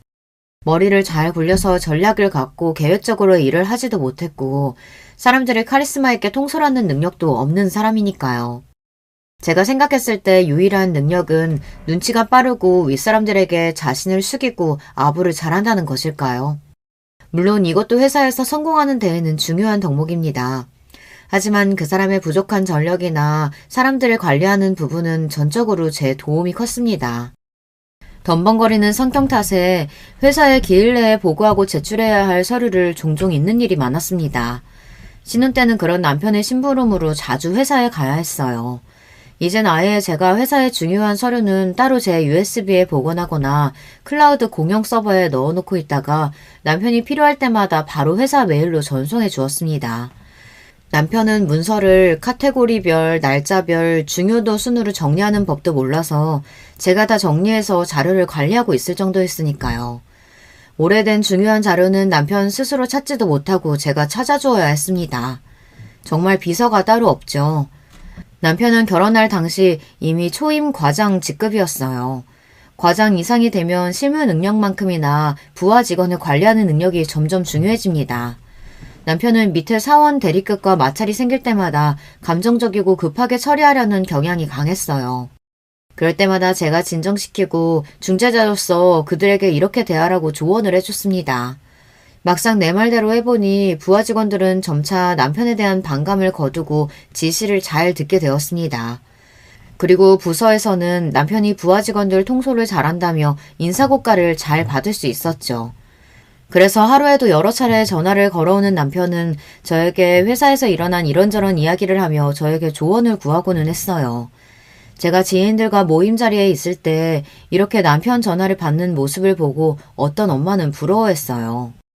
어머, 우리 남편은 회사에 있을 때 전화 한 통도 안 하는데 규원 씨 남편은 아내가 이렇게 보고 싶으신가 봐.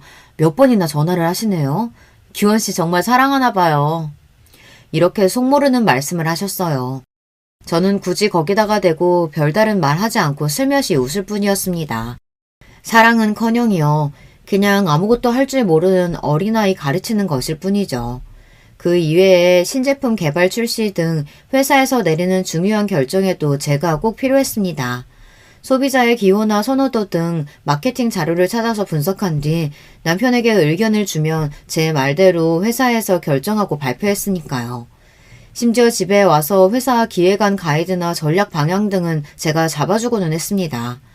이런 걸 보면 남편은 회사에서 얼굴 마담이고 실제로는 제가 일한 것과 다름없어요. 거의 저의 마리오네트 수준입니다. 다행히도 남편은 회사에서 승승장구할 수 있었어요. 연봉은 같은 연차 대비 최상위로 이미 1억이 넘어섰고 그 이후에도 늘 연봉이 높았어요. 어느 주말 남편이 아버지께 부탁드릴 일이 있다며 시댁에 방문하자고 했습니다. 아버지, 우리 인사팀 상무님이 아빠 후배 맞죠? 저 이번 미국 파견원으로 나가고 싶은데 힘 좀 써주세요. 아, 나랑 돈독했던 후배놈이니 어렵지 않을 거다. 그런데 왜 파견원이냐? 파견 근무면 애들이랑 시원애미는 같이 못 가잖니. 이왕이면 주재원으로 가족들 다 같이 가서 애들 미국에서 학교도 보내면 더 좋지. 뭐? 안 돼. 우리 아들이랑 손자들 미국 가면 잘 못 볼 거 아니야. 아들, 꼭 미국 가야겠니? 널 보낼 생각하면 엄마는 벌써부터 가슴이 아프단 말이야. 몇 년이나 있는다고 가족들을 다 같이 가겠어요. 괜히 고생만 하지. 여보, 이런 이야기는 미리 나랑 상의했으면 좋았을 텐데요. 우리 애들 미국에서 지내는 것도 좋은 경험일 것 같아요. 회사 일로 한국에 들어와야 하면 당신만 들어오고 제가 미국에서 애들 케어해도 괜찮아요. 얘, 너는 무슨 말을 그렇게 하니? 우리 아들만 죽어라 고생하다가 하라는 거 아니야? 신세 좋게 집에서 애들이나 키우면서 바깥 일은 남편이 하자는 대로 하면 따르는 거지. 난 우리 명훈이가 미국 가서 자기 뜻 펼치는 게 좋겠구나. 엄마가 따라가도 되지? 남편 회사 일 결정을 실제로 제가 다 하고 있다는 얘기를 하고 싶었지만 시몬은 아주 감정적인 분이고 말이 통하지 않아서 전 아무 말 하지 않고 가만히 있었습니다. 그리고 남편은 미국 지사 파견 근무로 1년 정도 나가 있게 되었어요. 하지만 남편이 미국으로 파견 근무를 나간 속셈은 따로 있었다는 것을 나중에 알게 되었습니다. 파견 근무에서 돌아와서 남편의 친구들이 집에 모여 와인 파티를 하게 되었어요. 파티 음식을 내오려고 그 자리를 잠깐씩 오가며 남편 친구들이 하는 이야기를 듣게 되었습니다. 야, 너 미국에서 재미 좋았다면서? 진철이가 그러더라, 현지처. 뭔 소리야, 현지처라니. 아, 소영이 얘기야? 소영이가 미국에 있는 법원에서 몇 년 일하고 있다고 해서 나도 해외 근무 핑계대고 같이 가서 지냈지. 회사 커리어도 쌓고 자유롭게 소영이랑도 지내고. 이 자식, 그렇게 좋았냐? 신소영, 그 여자의 이름을 여기서 다시 듣게 되다니. 남편이 미국에서 근무한 이유가 예전 여자랑 지내기 위해서였다니. 그 사실을 알고는 배신감에 몸이 떨렸습니다. 파티가 끝나고 저는 남편에게 가서 조용히 이야기했어요. 지나간 과거는 용서해줄게. 첫 달린 네가 신나게 그 여자랑 즐긴 그 1년도 말이야. 앞으로도 그 여자랑 만나서 내 애들 아빠가 불륜남이라는 게 알려지면 난 용서 안 해. 그 여자랑 정리하고 그 증명을 해와. 내가 직접 그 여자 만날 수도 있어. 그리고 무슨 일이든 할 거야. 내 성격 알죠? 남편은 처음 보는 저의 무서운 협박에 적지 않게 놀란 것 같았어요. 다음날 저는 최 과장의 미국 지사 근무, 미국의 현지처와 동거하기 위해서 라는 제목으로 글을 써서 남편의 메일로 보냈습니다. 회사 사내 게시판에 이거 올리면 재밌겠죠? 신소영과 관계는 끝났나요? 라고 덧붙여서 말입니다. 이러자 남편은 겁을 먹고 생각보다 빠르게 신소영과의 관계를 정리했던 것 같습니다. 남편이 결혼하고 싶은 여자이고 그렇게 많이 사랑했다고 들었는데 고작 이 정도 협박으로 정리를 하다니 좀 신기하기는 했어요. 역시 남녀간의 사랑이란 참 덧없구나 싶고 대단한 사랑이 아니라 그저 불륜이었을 뿐인 건가 싶어서 비웃음이 나더군요. 제가 말씀드렸잖아요. 남편은 그렇게 치밀하지 못하다고요. 자기가 하는 거짓말들을 제가 다 속아 넘어갈 거라고 생각하니 어이가 없었어요. 밖에서 여자애는 술집 가서 놀고 오는 건 이미 알고 있고요. 그렇게 한번 놀고 오는 거 정도는 별소리 없이 넘어가 줬을 뿐입니다. 그리고 그 남자는 자신의 커리어와 인생을 희생할 만큼 누군가를 깊이 사랑할 만한 위인이 못 된다는 것을 아내인 제가 알고 있어요. 남편이 바람 폈다는 일은 그래도 제가 감당할 수 있었어요. 결혼 생활 동안 감당하기 힘들었던 사람은 바로 시모였습니다.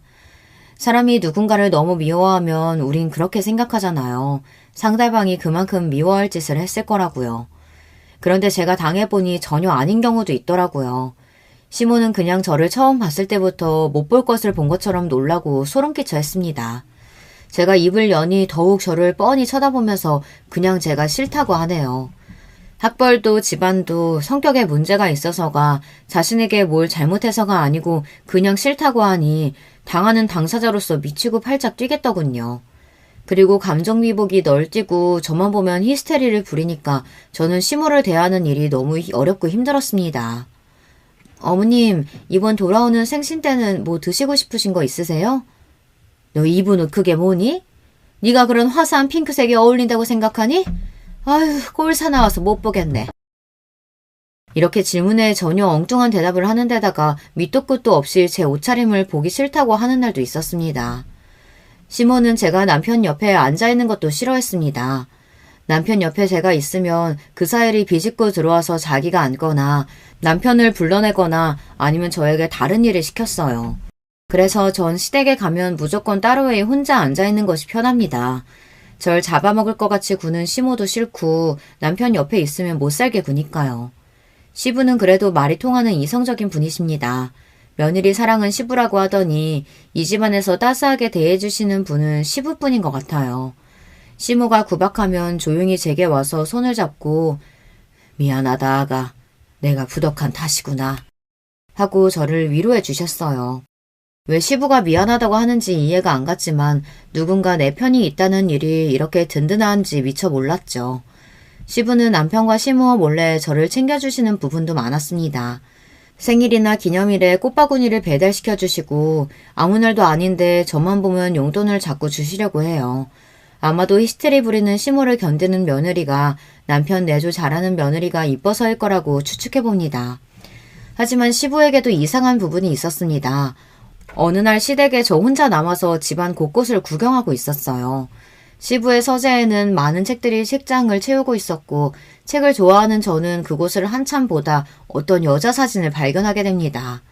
흑백 사진으로 젊은 여자가 웃고 있었는데 분명 시부가 예전 좋아했던 여자일 것 같다는 촉이 왔어요. 저는 정말 놀랐습니다. 이런 은밀한 과거의 사진을 어디 서랍장에 숨긴 것도 아니고 그 질투심 많은 시모가 이걸 가만히 뒀다는 것이 신기했어요. 남편이 결혼 전 사귀었던 신소영도 그렇고 시부에게까지 내연녀가 있었던 걸까 이런 의문이 들었습니다. 왜 아버지가 바람피면 아들도 똑같이 바람핀다는 얘기 있지 않아요. 그래서 혹시 시부가 그 과거의 연인을 지금까지 만나는 걸까 의심을 했죠. 하지만 시부는 바람까지 가지는 않고 아직까지도 그 연심을 간직하고 있던 것이었어요. 바람피고 다니는 남편에 비하면 시부는 순수한 순정남이네요. 결혼 이후로는 바람을 피운 것 같지도 않았는데 시모는 계속 옛날 일을 꺼내며 원망하고 괴롭히고는 했으니까요. 오히려 시부가 불쌍해 보였습니다. 시모는 사람에게 집착하고 정말 피를 말리는 사람이었기 때문에 50년을 함께 산 시부가 대단해 보일 정도였으니까요. 그런데 사진을 다시 본 저는 머리를 얻어맞은 듯 했습니다. 사진 속의 그 여자가 저를 많이 닮아있던 거예요. 흑백 사진임에도 얼굴형이나 머리 길이, 눈썹 모양까지 제가 봐도 꽤 많이 닮아있다는 것을 알 수 있었어요. 그제서야 주막능처럼 스치고 지나간 기억들. 아, 내가 이 여자와 닮아서 시모가 날 처음 봤을 때부터 그렇게 지독하게 미워했던 거구나. 시부는 특별히 나를 더 챙겨준 거구나. 미안하다고까지 말씀하셨는데 그건 제게 한 게 아니라 옛사랑에게 한 걸까요? 그제야 그 모든 상황이 이해가 되었습니다. 나중에 시부와 절친이신 우리 아버지를 통해 시부에 대한 사연을 들을 수 있었어요. 시부는 원래 같은 대학교에 다니는 사랑하는 여자와 오래 사귀었다고 해요. 또 그 여자와 지금 시모는 같은 대학교의 같은 과 친구였으니 이 세 분은 삼각관계였던 거죠. 하지만 시부가 친구와 연애하는 그때부터 시모는 이미 마음속으로 몰래 시부를 좋아하고 있었다고 했습니다. 하지만 시부가 대학교를 졸업한 뒤 만나기업에 취직한 후 혼담이 오갈 무렵 사귀던 여자분 집안의 가세가 기울었다고 해요. 이 틈을 타서 시모는 자신의 시부모님에게 자신의 집안은 재력이 있다고 어필하며 마음에 들려고 노력했다고 해요. 자기 친정 아버지에게 울며 졸라대서 적극적으로 혼사를 추진하도록 만들었고요. 그러다가 결국 시부의 뜻과는 달리 시모와 결혼을 하게 된 겁니다. 하지만 억지로 결혼한 뒤에도 시부는 시모에게 눈길 한 번, 정 한 번 주질 않고 회사일만 했대요. 그 친구가 참 불쌍하지. 재수 씨 때문에 사랑하는 여자 잃고 마음을 닫고 무늬만 부부처럼 몇십 년을 산 게야. 그런데 재수 씨는 남편이 그럴수록 더 집착하고 질투해서 평생 시달리며 살았으니 말이야. 결국 시모는 남편에게서 받지 못한 사랑을 자기 아들에게서 보상받고 싶어 했어요. 남편은 늘 시모의 간섭과 통제 아래에서 살았던 것 같아요. 지금도 시모는 한 번씩 남편의 셔츠와 속옷 같은 것까지 사다가 보냅니다. 아내인 제가 10년 넘게 챙겨주고 살고 있는데 참 기가 막힌 집착이죠. 지난번 제사 음식을 차리기 위해 시댁 근처 시장에서 장을 본 날 이런 광경을 목격했답니다. 단골 과일 가게 여자 사장과 시부가 안부를 물으며 이런저런 이야기를 잠깐 하고 있었어요. 그런데 시모는 멀리서 소리를 지르며 여보, 여기 과일은 어느 밭에서 주워왔나 봐. 못 쓰겠어요. 다른 데로 가요. 하고 시부를 잡아 끌고 가버리는 게 아니겠어요. 그 상황에서 보고 있는 저도 과일집 사장님과 시부 모두 얼굴이 빨개질 만큼 당황스러웠어요. 시부가 여자와 조금이라도 말을 섞으면 시모가 펄쩍 뛰고 과하게 반응하니 시부가 얼마나 괴롭게 살아왔을까 싶어 연민이 들 정도였습니다. 제가 결혼한 지도 14년이 흘러 남편은 이제 부회장으로 승진하게 되었습니다. 남편의 부사장 승진 소식에 저도 기뻐하지 않을 수 없었죠. 제가 뒤에서 힘쓰고 우리 부부가 함께 일궈온 결과이기도 하니까요. 회사에서 이제 확실히 남편 쪽으로 따르는 라인이 생겨 장차 사장까지 갈 가능성이 높아졌죠. 하지만 이렇게 좋은 날 저는 제대로 뒤통수를 맞는 사건이 생겼습니다. 모름지기 자신의 그릇이 부족하면 자기를 도와주는 사람은 더욱 신뢰하고 감사한 마음으로 품어야 하는 게 아닌가요? 가정에서나 회사에서나 정말 헌신적으로 자신을 도와준 조강지처인 저를 남편과 시모는 내쫓으려고 계획을 세운 겁니다. 시모는 제가 아무 잘못한 것이 없이 그냥 쭉 미워했죠. 거기에 남편은 예전에 만났던 내연녀인 신소영을 부인 자리에 들어앉히려는 속셈을 갖고 있었던 거죠. 예전에 미국에서 바람피다 걸려서 관계를 끊었다가 최근 미국 지사 출장이 잦아지면서 다시 만났던 모양입니다. 신소영이라는 여자도 웃긴 게 그냥 과장 나부랭일 때에는 이혼 요구 없이 불륜관계만 갔더니 남편이 이제 사장 자리에 오를 것 같으니 상호 자리가 탐났는지 적극적으로 이혼해서 자기랑 결혼하라며 욕심을 내는 겁니다. 저는 하루아침에 헌신짝처럼 버려지게 생겼어요. 남편과 시모는 당장 이혼해달라며 저에게 삿대질을 하며 소리쳤습니다. 별 볼 일 없는 네 년이 사장 사모님 소리 듣는 꼴 내가 못 봐. 당신이라는 여자 지긋지긋해. 남편 알기를 우습게 알고 맨날 지적하고 지시하고 네가 사장이야? 당신같이 뻣뻣한 여자 말고 야들야들하고 여자같이 구는 사람이랑 살 거야. 진짜 내가 사랑해온 여자랑 내 남은 삶을 살 거라고. 그럼 내 아들이 어떤 사람인데 이제 만나기업 사장이 될 우리 아들인데 저런 여자 갖다 버리고 입맛에 맞는 여자 들이잡구나. 이렇게 기가 막히고 억울한 일을 제가 당하다 보니 말문이 막혀서 제대로 항변도 못했어요. 그들이 집을 나가고 혼자 곰곰이 생각해봤습니다. 내가 살아온 인생이 정말 이 정도밖에 안 되는 걸까? 결혼 생활 전부를 남편의 출세와 아이들의 행복을 위해 살았는데 결과는 고작 이것이라니. 믿을 수가 없었고 너무 억울해서 누구라도 붙잡고 호소하고 싶었어요. 하지만 그런 제 심정과는 별개로 전 저 남편과 시모랑 계속 사는 것이 과연 옳은 일일까 하는 고민이 되었습니다. 당연히 저들에게 복수하고 싶죠. 하지만 복수하겠다고 이혼하지 않고 버티면 제 인생이 너무 시궁창같이 구질구질해질 것만 같은 거예요. 그래서 저는 쿨하게 저들의 요구대로 이혼을 해주고 제가 얻을 것은 얻어내자라는 마음이었습니다. 저는 법대 동창생 중 변호사로 개업한 친구를 만나 이혼 조정 합의서를 작성했습니다. 이혼 합의서에는 제가 요구하는 몇 가지 조건을 달았어요. 첫째, 아이들의 친권과 양육권은 내가 갖는다. 둘째, 아이들 양육비 월 700만 원, 현금 10억과 경기도 양평에 별장 명의를 넘겨달라. 별장 사용은 그 전과 동일하게 남편 시댁 모두 공동으로 가능하다. 별장의 시가는 20억이 넘습니다. 셋째, 남편은 어느 누구와 만나서 동거하든 상관없지만 법적인 혼인 및 결혼을 하게 될 때에는 아이들의 친권자이자 양육자인 저의 동의를 얻어야 한다. 왜냐하면 신소영이 법적 배우자가 되면 남편 재산에 대한 권리가 생길 것이고 둘 사이에 자식이라도 낳게 된다면 나중에 우리 애들에게 갈 유산은 확연히 줄어들 테니까요. 그리고 변호사는 따로 남편에게 협박 아닌 협박의 말을 덧붙였습니다. 아내분은 남편이 회사에서 횡령한 증거와 거래하는 벤더 업체에서 로비받은 증거 등을 갖고 계시더군요. 남편분의 회사 생활을 끝낼 수 있는 많은 비밀을 알고 계신 것 같으니 조심하시는 편이 좋겠습니다. 저와 변호사가 나중에 복수를 위해서 치밀하게 세운 이 이혼 조건을 남편은 순순히 소용했습니다. 명석하지 못한 남편은 이 조건들이 어떤 것을 의미하는지, 장차 어떤 일이 생길지 예측하지 못하는 위인이니까요. 오히려 시몬은 현재 우리가 함께 살고 있던 일원동 빌라에 대해 재산 분할을 하지 않아 다행이라며 그가 10억과 별장 명의 따위 얼마든지 줄 수 있다고 좋아했습니다. 일원동 빌라는 시가가 40억 가까이 되지만 저는 그것은 탐나지 않았습니다. 애들의 양육비와 현금 10억으로도 앞으로 생활하는 데 불편함이 없을 거고 양평 별장은 당장 팔 필요는 없지만 다른 이유로 저에게 필요했습니다.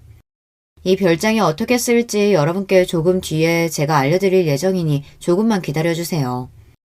시몬은 제가 이혼할 때 의기양양한 얼굴로 이런 말을 남기고 헤어졌습니다. 너 그동안 내가 왜 그렇게 너 미워했는지 궁금했지? 궁금했을 게다. 이제 남이 되니까 솔직히 얘기하면 넌 신기할 정도로 그 잡것하고 닮았어. 처음에는 너희 엄마가 그 여자인가 착각했을 정도로 넌 그 여자랑 닮았다. 내 남편과 서로 사랑했던 그 여자, 김혜선. 중저음 목소리 톤하며 까만 생머리에 창백한 얼굴, 동그란 눈썹. 그래서 널 처음 본 순간부터 지금까지 난 네가 몸서리치게 싫었다. 이제 내 아들과 헤어지게 되니 아주 속이 후련하네. 앞으로 다시는 보지 말자. 자기 남편과 닮았다는 이유 하나만으로 며느리를 미워하고 살았다니 시몬은 정말 질투에 눈이 먼 나머지 정신이 어떻게 된 게 아닐까요? 남편과 시모의 밑바닥까지 보게 된 저도 무능력하고 바람핀 남편도 사이코 시모도 더 이상 함께하기 싫었어요. 제가 이혼하는 과정을 지켜본 우리 친정 부모님은 너무 충격을 받으셨어요. 특히 결혼을 무리하게 추진했던 아버지는 저를 볼 면목이 없다며 너무 미안해하시고 자책하셨죠. 하지만 저는 괜찮았습니다. 결국은 그들에게 복수할 것이니까요. 그래서 전 이혼 때문에 좌절하거나 우울해하지 않았어요. 이혼 뒤 부모님이 사시는 대치동 아파트에서 아이들을 키우며 살게 되었습니다. 아이들은 제가 열심히 뒷바라지하고 교육한 만큼 성실하고 또 공부도 잘하며 심성이 반듯하게 잘 자라고 있어요. 딸은 미술 유학을 가고 싶어 했기 때문에 남편이 보내주는 양육비가 부족해졌습니다. 저는 양육비를 200만 원 높여달라고 요구했습니다. 하지만 남편은 이를 거절했고 너랑 애들 쓸 양육비도 이젠 아껴 와서 안 줄 거야. 억울하면 소송 걸어봐 어디. 우리나라 법상 아무리 이혼합의 조건으로 양육비를 약속했더라도 안 보내면 어떻게 할 수단이 별로 없습니다. 압류 등으로 강요할 수가 없기 때문이죠. 아마 어디서 이런 이야기를 주워 듣고서 이렇게 버티는 모양인데 저는 자신의 핏줄인 아이들에게 대해 책임감까지 져버린 이 사람을 더 이상 용서할 수 없었습니다. 그리고 제가 갈고 있던 복수의 칼날을 이제 꺼내들기 시작합니다. 우선 남편의 회사 게시판에 익명의 제보글을 작성해서 올렸어요. 제목은 최 부사장의 도덕적 해이와 비리를 고발합니다. 포함된 내용은 남편이 회사에서 공금을 횡령한 내용이었습니다. 해외 출장 명목으로 개인적으로 여행하고 즐긴 회사 비용, 거래하는 벤더 업체에서 로비로 술자리 접대와 현금 및 금괴를 받았던 일들을 상세히 적었습니다. 그리고 사내 비서와 불륜한 일도 함께 제보했습니다. 남편은 저를 내쫓고 자기의 사랑이라던 신소영과 동거하면서도 회사에서는 비서와 놀아난 것입니다. 정말 말도 안 되게 저지른 사람입니다. 이것만으로 끝난다면 저의 진짜 복수가 아닐 거예요. 남편 회사의 사장님에게 익명으로 퀵 우편을 보냈습니다. 거기에는 우리 양평 별장에서 남편이 회사 임원들과 정부 관료들에게 로비로 접대하며 매춘부들과 놀았던 영상이 담긴 USB를 넣었습니다. 저는 사실 시댁의 양평 별장을 이용하면서 10년 전 몰래 CCTV를 설치해 여기에서 일어난 일들을 녹화하고 있었어요. CCTV를 달게 된 계기는 남편이 이 별장에서 내연녀를 데리고 와서 놀았던 것입니다. 나중에 증거나 협박 수단으로 쓰기 위해 달았던 것이 이렇게 지금 중요한 복수의 수단이 되었어요. 복수의 결과는 오래되지 않아 금방 나타났습니다. 남편은 제가 사장에게 CCTV를 보낸 그 다음날 바로 회사에서 잘렸거든요. 그리고 남편은 사내 게시판 제보로 자신의 파렴치하고 무능력함이 만천하에 퍼졌습니다. 회사에서 잘린 뒤 어느 기업에서도 남편을 써주지 않을 것이 명백했습니다. 남편과 시모는 사장 자리까지 생각했을 텐데 얼마나 실망하고 좌절했을까요? 제 복수는 하나 더 남았습니다. 제가 억울하게 쫓겨날 때 시부는 말도 안 되는 일이라며 저와 함께 슬퍼하고 원통해했습니다. 그리고 시부는 우리 친정아버지와 한잔하러 친정집에 들르실 때마다 늘 저에게 미안해하시고 따로 아이들 양육비를 챙겨주셨습니다. 술에 취해서 시부는 한 번씩 마음속 소망을 꺼내고는 하셨어요. 시모와의 황혼 이혼 말입니다. 제 복수로 남편이 회사에서 쫓겨난 과정의 일을 알게 된 시부는 이제 아내만이 아니라 아들에 대해서도 깊은 실망을 느끼시고 진지하게 이혼을 고민하셨습니다. 그리고 그 고민하시는 과정에서 우리 친정아버지와 제가 거들어서 결국 시부는 시모에게 이혼을 요구하고 그 집에서 나오셨습니다. 시부가 나오면서 시모는 자존심도 없는지 시부에게 매달려서 울고불고 난리였어요. 이제 와서 당신 왜 이래요? 우리가 함께 산 세월이 얼만데 제발 나 버리지 마세요. 난 그 50년 세월 동안 한순간도 당신을 마음에 담아둔 적이 없다는 거 당신도 알지 않소? 우리 앞으로 살 날이 얼마나 남았다고. 이제 각자 편하게 삽시다. 난 당신과 1분 1초도 함께 살 수가 없어. 아, 당신 이러는 게 결국 김혜선 그년한테 가는 거야? 당신이 아직까지 그 여자 마음에 품고 있는 거 내가 모를 줄 알아? 미친 소리 그만해. 그 여자는 죽은 지 10년도 더 됐어. 젊은 시절 사랑했던 일 하나 때문에 당신은 결혼 내내 나를 괴롭혔다고. 미저리같이 정신병자인 당신과 내 남은 하루도 함께 살고 싶지 않아.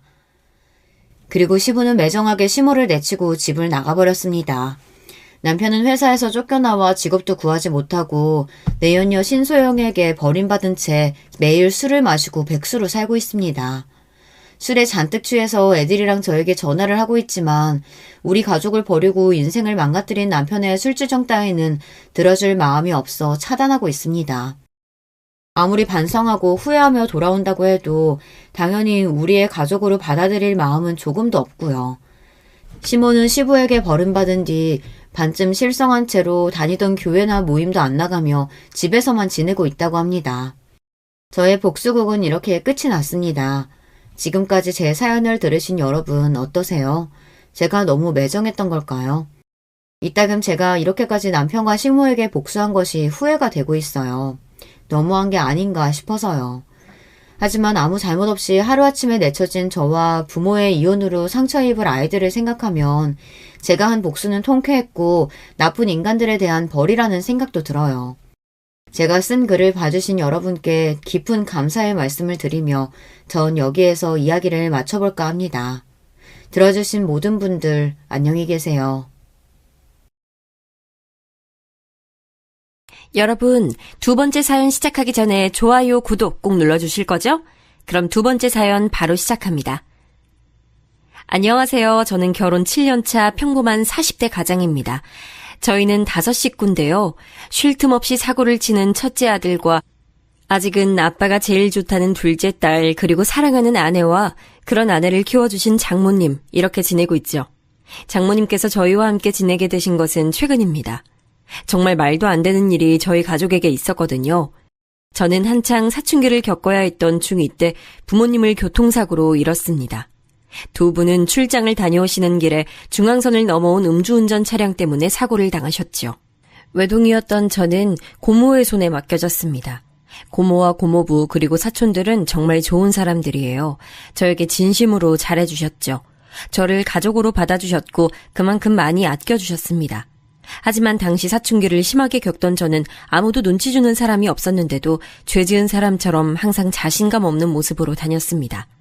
사촌들이 저에게 신경 써주면 써줄수록 움츠러들었는데 지금 생각하면 참 바보 같았다 싶었어요. 대학에 입학하면서 저는 고모 집을 나왔습니다. 독립을 했어요. 학교를 다니면서 아르바이트를 통해 학비를 벌었죠. 솔직히 연애는 생각도 못했어요. 제게는 그것보다도 중요한 것들이 더 많았거든요. 군대를 다녀오고 복학을 했을 때 지금의 아내는 신입생이었어요. 처음엔 선배와 후배 사이였는데 어느 순간인가 그녀에게 호감이 생기더라고요. 저와는 다르게 유쾌하고 밝은 에너지가 가득했거든요. 그래서 고백을 했고 우리는 연인이 됐어요. 저는 그녀와 결혼까지도 생각했지만 과연 우리가 결혼을 할 수 있을까 저는 늘 그게 마음에 걸렸어요. 저는 부모님도 형제도 없는 외톨이였고 가진 것이라곤 저 하나뿐인 사람이었으니까요. 그런데 처음 인사를 드리러 간 날 그녀의 어머니께서 저를 너무나도 반갑게 맞이해 주시더라고요. 먹는 모습이 정말 복스럽네. 우리 애들은 뭘 먹어도 깨작거려서 음식 해주는 재미가 없거든. 정말 맛있습니다. 어떻게 만드셨는지 레시피가 궁금할 정도예요. 어머, 말도 어쩜 이렇게 이쁘게 할까? 어머님께서는 식사 시간 내내 반찬을 권해주시면서 저를 챙겨주셨어요. 그리고는 저에 대해서 들은 것이 아무것도 없다고 하시며 이것저것 궁금한 것들을 물어보셨죠. 그런데 부모님에 관해서는 단 한마디도 하지 않으시더라고요. 순간 어머님께서 정말 몰라서 제게 물어보시는 것이 아니구나 싶었죠. 어머님은 그냥 제게 말을 걸고 싶으셨던 것뿐이었어요. 나중에 집에 가려고 일어나는데 어머님께서는 제게 빵빵한 종이 가방을 주셨어요.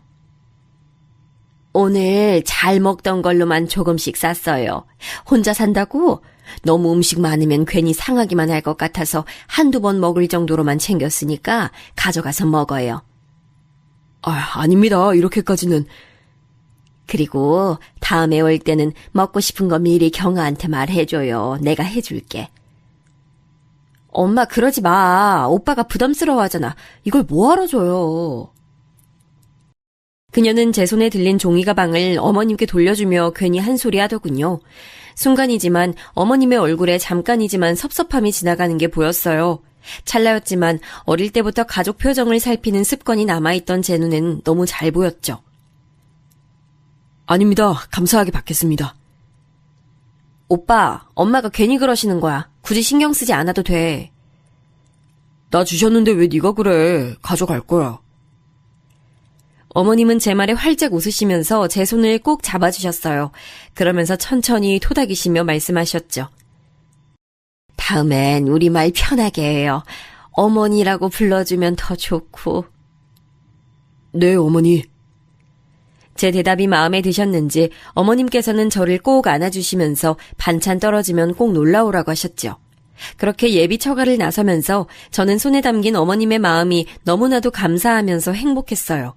찾아뵙기 이전에는 제 상황에 괜히 마음이 무거웠는데 말이죠. 그 뒤로 저는 몇 번이고 그녀의 집에 초대를 받았어요. 어머님께서는 제 생일이나 저희 부모님 기일에도 저를 집으로 불러주셨죠. 독립하고 난 이후 그렇게 즐거웠던 생일은 처음이었던 것 같았어요. 부모님께서 살아계실 때처럼 제가 좋아하는 음식들이 가득한 밥상에서 준비된 케이크에 나이만큼 초를 꼽고는 불을 붙였죠. 고모 집에서 있을 때도 생일은 챙겨주셨지만 가족끼리 케이크 촛불은 생각도 안 했거든요. 이건 사위가 아니라 아들이네 아들. 그러니까 이러다 우리 자리 뺏기겠어. 엄마, 어떻게 우리 다 오빠를 더 좋아하는 것 같아. 몰랐니? 너희 백을 데리고 와봐라. 내가 봤구나. 와, 말이 심하네. 어떻게 그래, 엄마? 예비처남은 식탁에 자기가 좋아하는 음식이 하나도 없다고 우는 척을 하면서 투덜거렸어요. 그 모습에 자리에 앉은 사람들은 모두 다 빵 터지고 말았죠. 그렇게 저희는 가족들의 축복을 받으면서 결혼식을 올렸어요. 아내는 분가를 원했지만 저는 꼭 어머님을 모시고 살고 싶었어요. 회사도 가깝기도 했지만 어머님과 함께 지내고 싶었거든요. 아내는 처가살이 시키고 싶지 않다고 강력하게 말했지만 저는 전혀 그런 생각이 들지 않았기에 아내를 설득했어요. 하지만 아내보다도 더 큰 벽은 어머님이셨어요. 아이고 무슨 소리야. 이서방이 왜 여기 들어와서 살아. 됐어. 신혼인데 둘이서 알콩달콩 재밌게 살아봐야지. 애도 가져야 하고. 어머님, 저 눈치 주실 거예요? 막 처가살이 시키실 거예요? 내가 우리 사위한테? 그럴 리가. 보고만 있어도 아까운데 무슨 그런 말을. 그런데 왜 자꾸 오지 말라고 하세요? 어머님께서는 끝까지 반대를 하시더라고요. 그래서 저희는 마침 처가가 있는 아파트 같은 라인에 빈집이 있기에 그곳을 신혼집으로 정했죠. 아내는 이게 무슨 경우냐고 한참을 웃었지만 그래도 싫은 눈치는 아니었어요. 어머님께서도 그렇게까지 하는 거냐고 웃기만 하셨죠. 신혼여행을 다녀오고 나서 저희는 각자의 생활을 시작했어요. 결혼해서 달라질 것이라고 생각했던 것에 비해서 저희는 크게 변한 것이 없었어요. 아침은 가볍게 먹고 저녁은 항상 처가에 들려서 먹고 왔죠. 이럴 거면 그냥 여기서 살아. 무슨 밥을 맨날 먹으러 와? 엄마, 식비 받아, 식비. 너도 안 내는 식비를 왜 우리 사위가 내야 돼? 넌 어디 엄마한테 식비 준 적 있니? 처남, 걱정 마. 당연히 식비 드려야지. 아이고, 너도 그 돈으로 우리 사위 점심이나 든든히 먹어. 어머님 밥이 너무 맛있어서 다른 건 들어가지도 않아요. 아내는 왜 이렇게 넉살이 좋아졌냐고 혀를 내둘렀어요. 연애할 때는 전혀 몰랐던 모습이라고 하면서 제 옆구리를 푹 찔렀어요. 오빠, 적당히 먹어. 이러다 배 나오겠다. 어머니, 저 배 나왔어요? 이렇게 말랐는데 배는 무슨 많이 먹는 것도 아니구만. 괜히 먹는 걸 가지고 그런다. 어머님께서는 보기 좋게 잘 먹는데 구박한다고 아내에게 잔소리하시고는 제 앞으로 반찬을 더 챙겨주셨어요. 처남은 온몸을 부르르 떨면서 닭살 돋는다고 무슨 이런 장모사위 관계가 있냐고 말했죠. 저는 그런 처남의 말에도 기분이 좋았어요. 어머님께서는 괜한 질투라고 말씀하시면서 웃기만 하셨죠. 저희 가족은 정말 행복한 시간들을 보내고 있었어요. 물론 항상 좋을 수만은 없었죠. 그녀와 심하게 싸우기도 했고 그런 날은 둘 다 어머니께 불려가 몇 시간이고 잔소리를 들어야 했습니다. 하지만 그런 순간도 전 좋았어요. 그런데 저희 가족에게 먹구름이 끼기 시작한 것은 처남이 결혼을 하면서부터였어요. 대학원에 진학해서 한창 학교를 다니고 있는 처남은 결혼할 여자가 있다고 하면서 여자를 데려왔어요. 첫인상은 엄청 무뚝뚝하고 까다롭겠구나 싶었어요. 애교 많고 다정한 처남과는 상극이라고 생각했는데 둘이 함께 있는 모습을 보면 그건 또 그거대로 잘 어울리더라고요. 학교 동기라고 했는데 마찬가지로 대학원을 다니고 있다고 하더군요. 저는 솔직히 반대했습니다. 무슨 직장에 있는 것도 아니고 대학원생도 학생 아닙니까? 그런데 결혼을 해서 생활은 어떻게 하려고 하는 건지 무모하다는 생각이 들었죠. 아내 역시 저와 같은 생각을 하고 있었어요. 그녀는 생활비도 스스로 벌어본 적 없으면서 무슨 결혼이냐고 펄쩍 뛰었죠. 하지만 곧 처남댁이 아이를 가졌다는 소리에 저도 아내도 어쩔 수 없구나 싶었어요. 그렇다고 아이를 지우라고 할 수도 없는 노릇이잖아요. 어머니도 아직 결혼은 이르지 않느냐고 하시다가 아이 이야기에 그 말씀이 쏙 들어가셨죠. 아직 아무것도 없는 두 사람은 자연스럽게 어머니 집에 들어와서 사는 것으로 이야기가 됐어요. 처남댁도 아이를 낳고 나면 다시 학교로 돌아갈 생각이라고 하더군요. 결국은 아이를 키우고 케어하는 것을 전부 어머니께서 해야 하는 상황으로 흘러가게 됐어요. 아내는 처남을 불러서는 대학원을 졸업하면 연구소든 어디든 취직해서 독립을 하라고 강력하게 말했어요. 처남은 당연히 발끈했죠. 엄마도 아무 말 없는데 왜 누나가 그래? 엄마가 말씀 안 하시니까 내가 하는 거지. 그리고 엄마가 그런 말씀 하시겠니? 아, 진짜 누나. 안 그래도 머리 복잡한데 누나까지 나서서 이럴 거야? 뭐? 이게 뭘 잘했다고? 아내와 처남은 이야기 시작부터 서로에게 으르렁거리며 언성을 높였어요. 저는 우선 두 사람에게 진정하라고 하고는 처남을 보며 말했어요. 처남, 결혼하고 나면 이제 성인이잖아. 아이가 태어나는 일은 좋은 일이지만 아무리 그래도 처남도 처남댁도 그렇게 학교로 가면 아이를 키우는 일은 전적으로 다 어머니가 챙기셔야 하는데 어머니 연세도 생각해야지. 그건 저도 알죠. 그만큼 저희도 신경 쓸게요. 설마 엄마한테 애 맡기고 나 몰라라 그렇게 할 리가 있겠어요? 그리고 말이 나왔으니 하는 건데요. 매형도 맨날 우리 집 와서 밥 먹잖아요. 그거랑 뭐가 달라요? 아내는 철없는 소리 한다고 혀를 차더니 처남의 머리를 쥐어박으며 말했어요. 다르지. 우리는 엄마 집밥 뻔질나게 드나들면서 얻어먹긴 해도 그만큼 엄마한테 해드리잖아. 넌 이 사람이 하는 것처럼 할 수 있어? 처남은 가만히 생각에 빠진 얼굴로 저를 바라봤어요. 아내는 그런 처남을 더 몰아붙이더군요. 네가 분기별로 친구들이랑 여행 다녀오시라고 보내드리기라도 할 거야? 아니면 기분 전환하시라고 공연을 보여드리기를 해? 너 이 사람 반만큼이라도 하고 나서 그런 말을 해. 그건 아직 내가 공부 중이니까. 그러니까 아직 공부 중인데 사고는 왜 치냐고! 아내는 버럭 소리를 지르며 다시 대화를 원점으로 만들었어요. 처남은 그렇게 될 줄 알았냐고 반박했지만 처음에 비하면 많이 소리가 작아졌죠. 아내와 처남의 다툼은 그날도 아내의 승리로 끝이 났습니다. 처남은 공부를 마치는 대로 취직을 해서 독립을 하겠다고 하더군요. 저는 물론 그런 결심도 중요하지만 그 결심만큼이나 결혼 이후 어머니께 잘해드렸으면 좋겠다고 당부했어요. 처남은 잘 이야기하겠다고 했죠. 가족이 늘어난 것은 확실하게 티가 나더라고요. 저녁을 먹으러 가면 평소에 비해서 사람들이 북적거리는 느낌이 새롭게 다가왔죠. 어머니께서는 임신한 처남댁의 입덧까지 챙기시느라 평소보다 더 바빠 보였어요. 처남댁이 입덧이 심한 편이라 저녁을 따로 먹는다고 하더라고요. 그럼 어머니, 밥상을 따로 챙겨주세요? 원래 저 때는 음식 냄새만 맡아도 죽을 것 같은 거야. 나중에 경아 임신하고 나면 잘 봐. 나도 입덧이 심했던 사람이라 경아도 걱정이니까. 저와 어머니가 도란도란 이야기를 나누며 저녁 식탁을 준비하는데 처남댁이 얼굴을 내밀더군요. 아직 입덧이 심하다고 하더니 하얗게 질린 얼굴을 하고 있었어요. 안쓰러울 정도였죠. 저는 처남댁에게 많이 힘드냐고 물었어요.